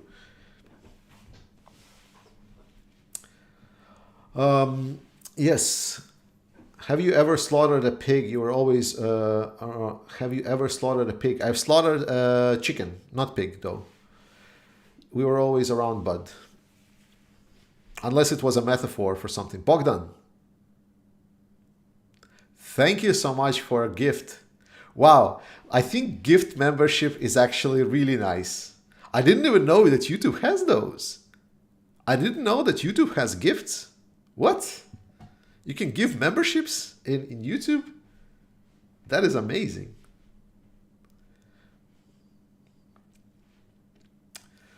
Yes, don't worry about viewer sentiment. You're honest, truthful, good, put with brain. Merry Christmas and keep going. Merry Christmas to you for this.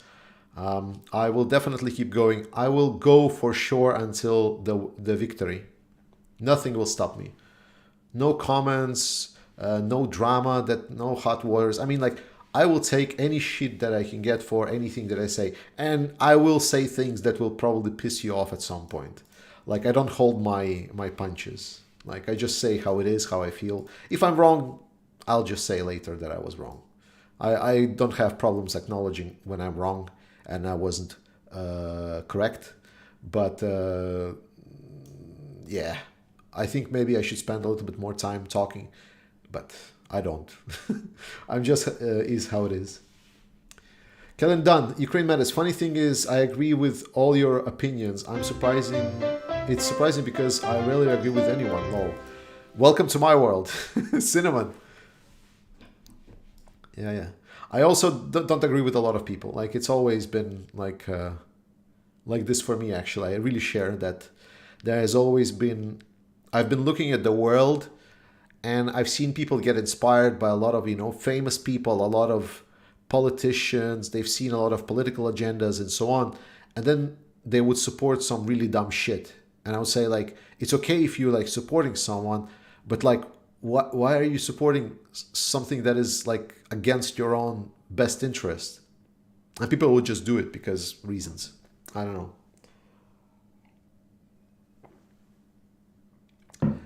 Could a slow defeat have to do with the Russian people having to suffer first, making the people finally turn on the regime?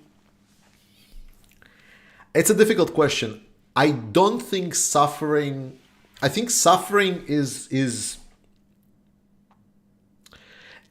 a response to having you suffered, right? So imagine like this, like when you are done wrong, you want this wrong to be done to someone. So it's the an eye for an eye, a hand for a hand, so on argument. And we in the world history already learned that an eye for an eye doesn't really work. It just brings more suffering. So I don't think that executing suffering onto, like implying suffering onto the Russian people is the right way forward. I believe we in the Western society have done it for way too long, and we understood the destructive nature of it. What I think should be served is justice. I think we need to distinguish two very important things. I think responsibility and what was it called?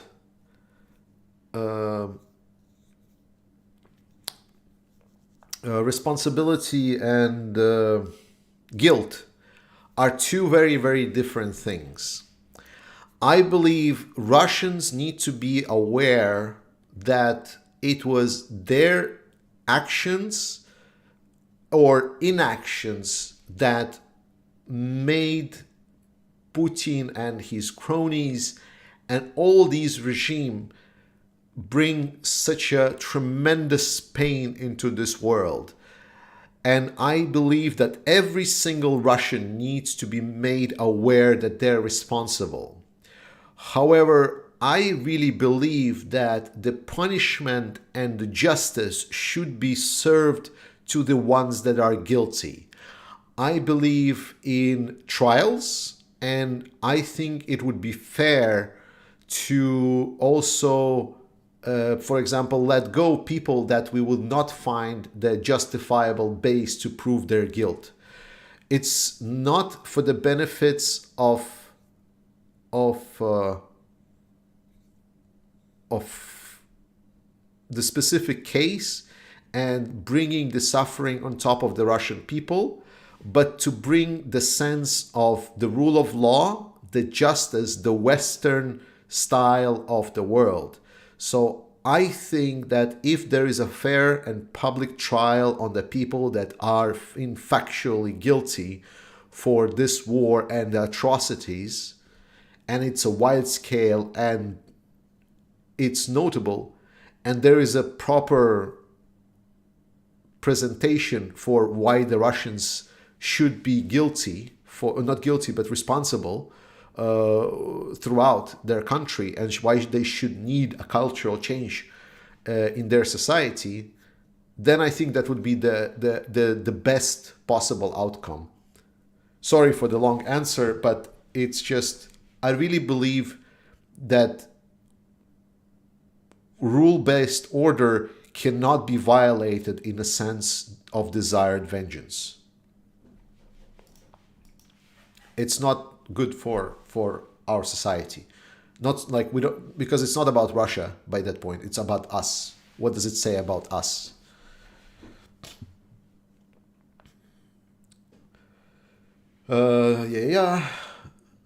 Vi spiser det oss her i Danmark har familie. Yes. Okay. So you also have the brown cheese as well. Yes, very nice.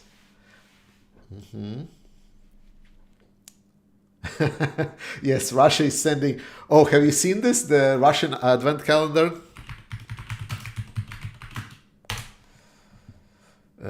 What was it? I think it was on Twitter. Was it on Twitter? I'm still on Twitter. I'm really considering if I should stay there or not. What was it? This one. Russian advent calendar.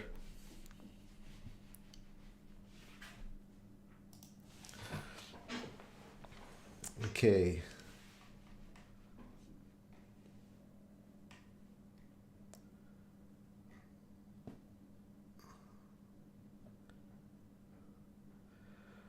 Who fears the Russian army anymore? I mean, you're a data governor for a company. Yeah, precisely. But it's like, it's hard to explain what data governance is, so I just say it's a bureaucracy stuff. I'm impressed how ethnic Russians are determined not to live under Uncle Vova. I mean, they're decisive to definitely remove themselves from life, that's for sure. One of the biggest attractions to your channel is the fact that you're straightforward and honest. Most media has secret biases, but you just say it all how it is. I mean, like, my bias is right in my name. Like, some people say, like the trolls, when they write, is like, oh my God, this guy is so pro-Ukraine. Like, he has such a huge bias. I was like, I'm sorry, what have you, like, have you read with your ass? It's like, it's literally in the name. Like, I don't hide my bias. I want Ukraine to win in the real world. That's why whenever I'm reporting on the facts and I'm reporting the actual situation. But I'm not hiding the bias, who I want to win, who I think we should all be supporting to win. So, do a part 2 with Arthur. Okay, I will try to look for it in the new year. Yes, US packages, Kalendan, super huge. I mean, I already made video about the unprecedented support for Ukraine, and I do believe that it will keep rising. I just am baffled why certain categories or weapons are still off the table. That's the only question I'm having. Did the chicken ask to be slaughtered? Did the pig ask to be slaughtered? I don't understand what you're talking about. Ukraine matters. I understand you need tanks and personal carriers. Has Germany agreed to send tanks yet? No. Ukraine matters. Bogdan is a hero. Bogdan is truly a hero. That is for sure.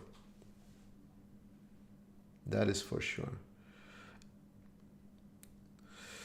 Are you interested in a video podcast with Jake Bro? Would have been very interesting. I mean, Jake Bro knows of my channel, so if he invites me, I would be down for it. Tomasz, why do you think US doesn't want to give Ukraine certain weapon types? We listened to Biden just a little bit earlier. It's because people that are in charge in Europe are not yet ready to be decisive enough with Putin's regime. Mark Elkak, as Churchill said, countries who rise up continue and continue back. Those who surrender are over and for good. Oh my God, I'm such a base, so bad at reading. Freedom is never free, and I pray Ukraine achieves their independence from Russian attack. I mean, that's literally what Zelenskyy said. Zelenskyy said that Ukraine is right now fighting their war of independence from Russia, essentially decolonization war. And he said that they are ready to only do it by themselves with Ukrainians. Thanks, Anonymous, for the donation. So they are ready to fight for it with dignity, with pride, and knowing that it would take Ukrainian lives to do so. So they are fighting for their independence, literally. There are two concerns. If the weapon systems could not interfere with ICBM, okay. Lechim Nark?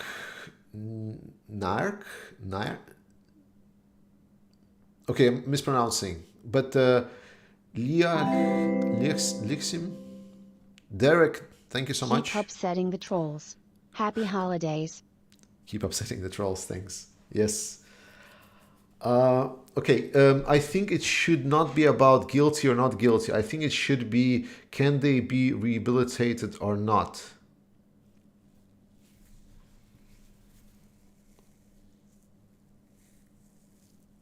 No, I disagree. When we're talking about rehabilitation, we're talking about building a stronger society. We're talking about people returning to the society. When we're talking about war criminals that commit genocide, that are okay with killing, torturing, raping, and mutilating other people, I don't see, on a large scale, I don't see how I would love to be living in a world that they get what they deserve. So I don't think this is the case for rehabilitation, unfortunately. I am not sure if war crimes should be seen in the prism of rehabilitation. So, rehabilitation for the Russian society, yes. Like, let's put it this way. Rehabilitation for the Russian society to get it back into the world community, absolutely, 100,000%. But that is the responsibility part that we talked about. The guilt, when we're talking about specific war crimes that can be linked and traced to specific people, that is completely different. Free talk, Mac. Yes, soon. Hope soon. I quit Twitter because Elon, I cannot support those kinds of people. Yeah, I was considering the same if I should quit Twitter. I use it sometimes to get information, but I don't. If there would be like an other source, I would gladly quit it. I mean, I use Telegram, but it doesn't have a lot of Western sources in Telegram. I need my Western analysts to read them somewhere. Lord Arthur is a good guy. I love his stuff, but the podcast was awkward. You basically had to take control of it less than 3 minutes in. Was it? I don't know. I just like to talk. I like to talk. I like to talk. I like to talk.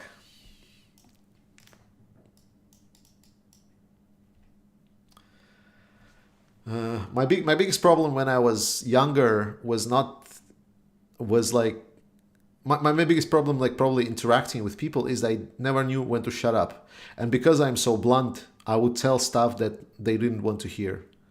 And that's why I didn't have a lot of friends.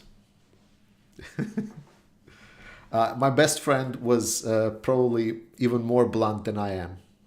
So when I was wrong, he would literally tell it to my face, like, you're an idiot. That's why I loved him. Fortunately, he stayed in Latvia, so we're not interacting as much.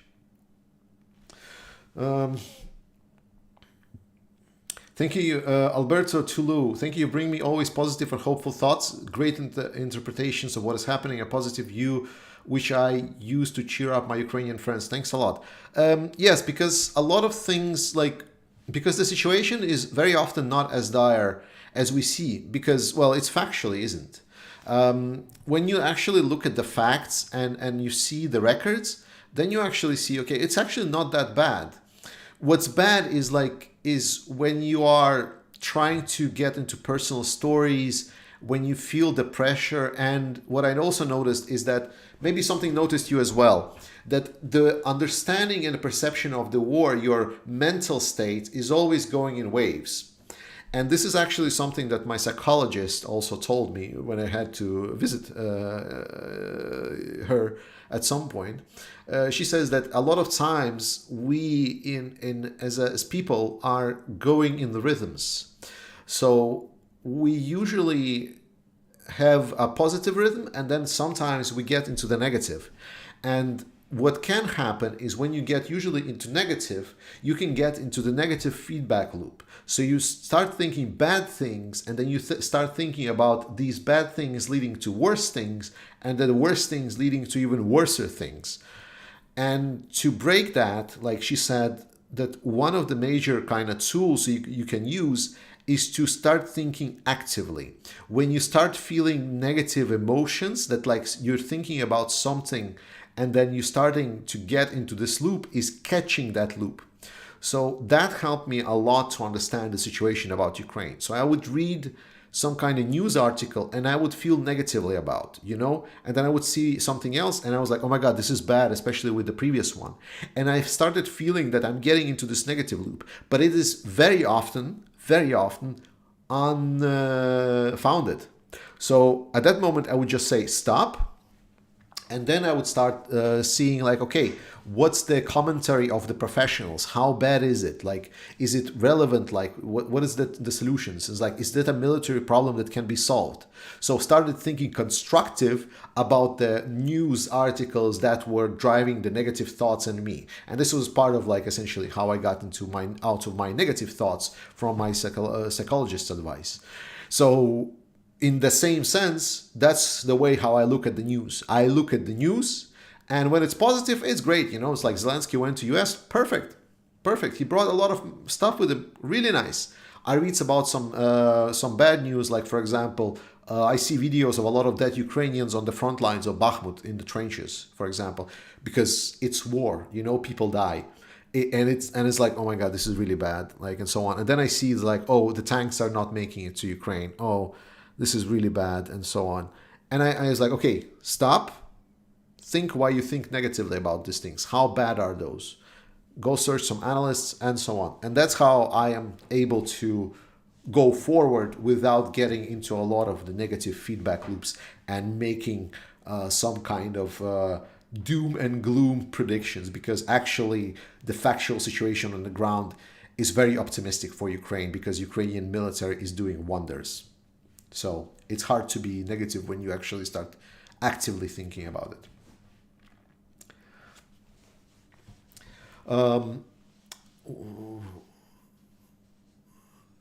Lekim, we should arrange all the Ukrainian reporter YouTubers to be in one streams, like a big Zoom meeting. That would be awesome. Maybe. Bogdan, no, I mean the ethnic Russians who are citizens of Ukraine. Some are enlisted in the armed forces of Ukraine, also appreciate the Free Russia Legion. There are few still there on the right side. Absolutely. I mean, I've met many good Russians. Like, whenever people look at me, they think that I hate Russians, like all of them, because of their ethnicity. That is not true. That is not what I do. What changed for me with a lot of Russians is the perspective, is the default position. So for me, a default position for the Russian right now is a very negative one. Like, if there is a Russian person that I just don't know, then I am very skeptical to his statements, to his opinion.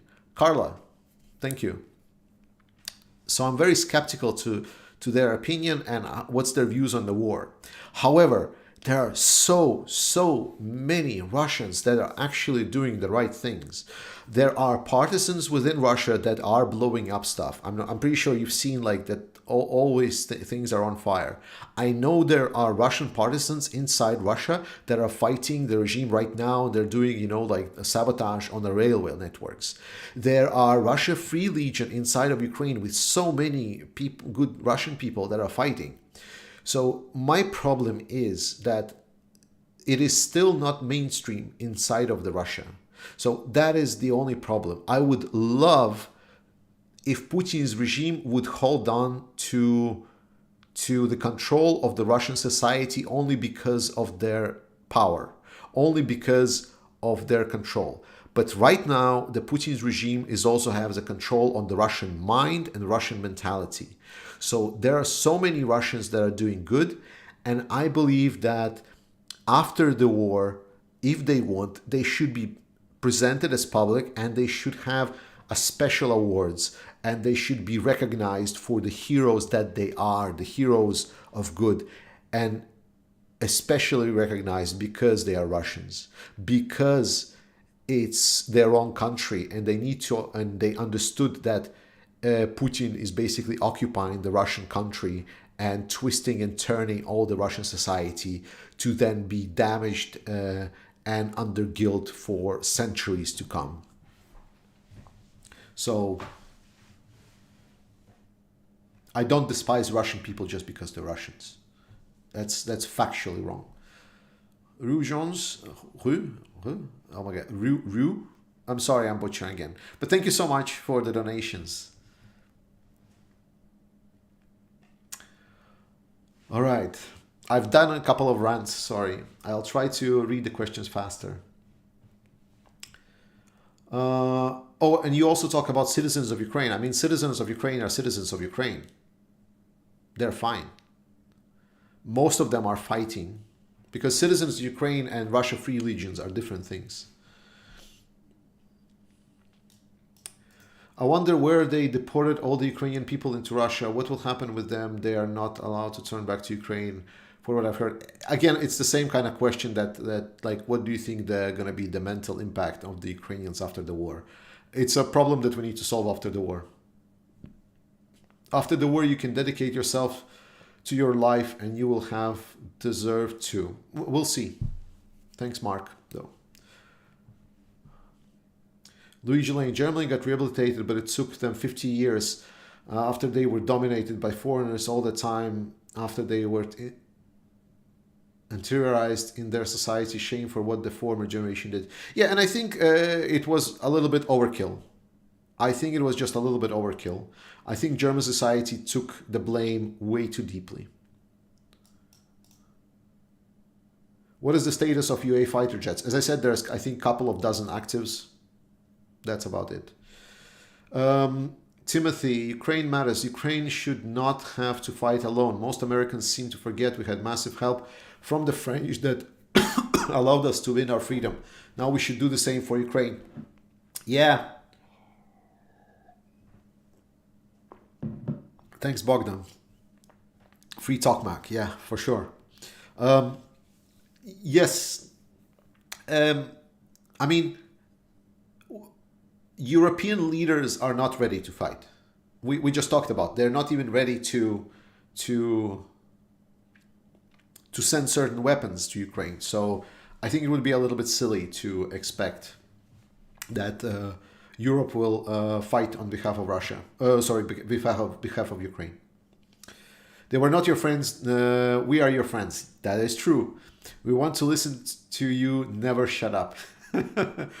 Thanks. I really appreciate it. Like, that makes me happy. That literally makes me happy.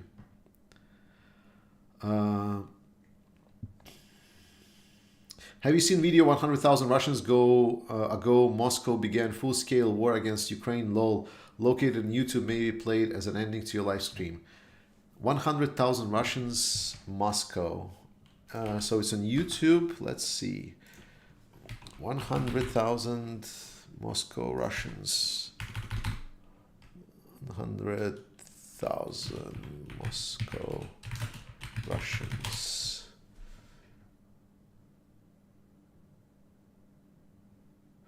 $100,000 Russians ago, Moscow began a full-scale war against Ukraine. Okay, I'll put it on after the at the end of the stream. Okay, agreed. Think actively, cool. Yeah, it was a suggestion from my psychologist, so that what helped me. Yes. Okay, free talk, Mac, absolutely. I mean, don't get me wrong. Like, I might shit and I might not be satisfied with the support to Ukraine, but it's a kind of unsatisfaction to support to Ukraine because the war is still going on. Like, I think until the war is over, it's always going to be not enough in my book. So I'm always going to be bitching that it's not enough support for Ukraine. But look at that. That is a lot. I mean, wow. What the hell? Would like to hear about your Ukraine with view of the fifth column. I guess it's some kind of YouTuber. Not completely sure. Sure. I mean, yeah. What are your thoughts on Hungary and Orban? Hungary and Orban are upcoming authoritarian regime. I think we should break all interactions with them until they become democratic. I think they should be suspended from the membership of the European Union until they come back to democracy. We should not interact and they should not have a say in the European politics, especially outside. I'm very hardline on authoritarian regimes. And Orban regime is basically just a Putin's regime in a making. He's taking everything from the Putin's playbook and he is going exactly down the same road. So I don't think we should give them benefits. As much as I love my Hungarian friends. I'm glad I found your channel and reporting from Ukraine, updates on the war. Absolutely, Carlo. I'm going to be doing it until the end of the war, whatever it takes. I was doing a parody of Russian bots, okay.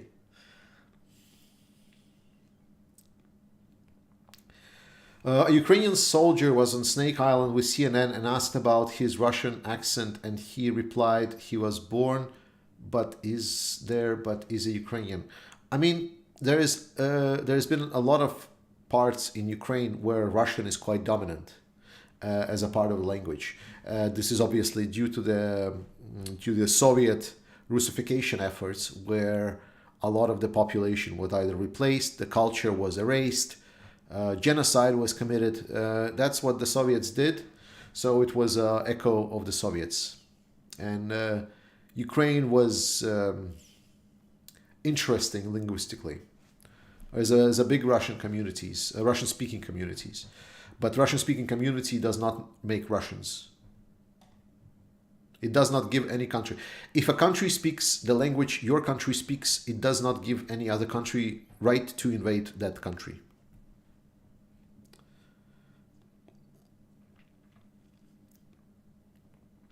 Trump tried self-coup and lost. Yes.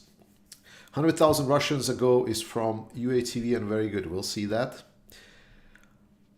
Okay. Russian tanks 100 away is overestimated for some dumb reasons. Love, Brandon. Okay. Wow, I caught up again. Despite my longer rants, I was able to catch up. Catch up? To catch up. I'm trying to find my other headphones. Less flashy ones. Well, I mean less hidden ones.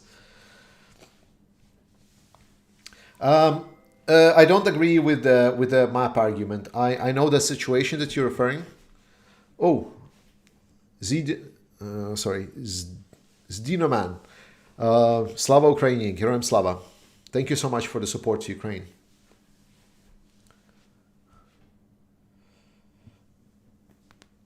Yes. Ketchup chips, yes. Yes, we already said that 45 billion has been approved by the House. That is massive news. That is really, really good, because this pretty much is an ultimate Christmas gift for Ukraine from the US.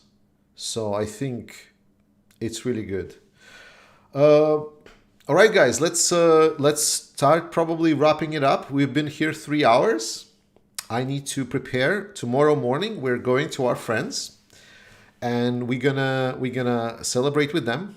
I'm not sure if I will be able to release video this weekend, but worst case scenario, Monday for sure. We're gonna definitely see videos. I would like to again extend my warmest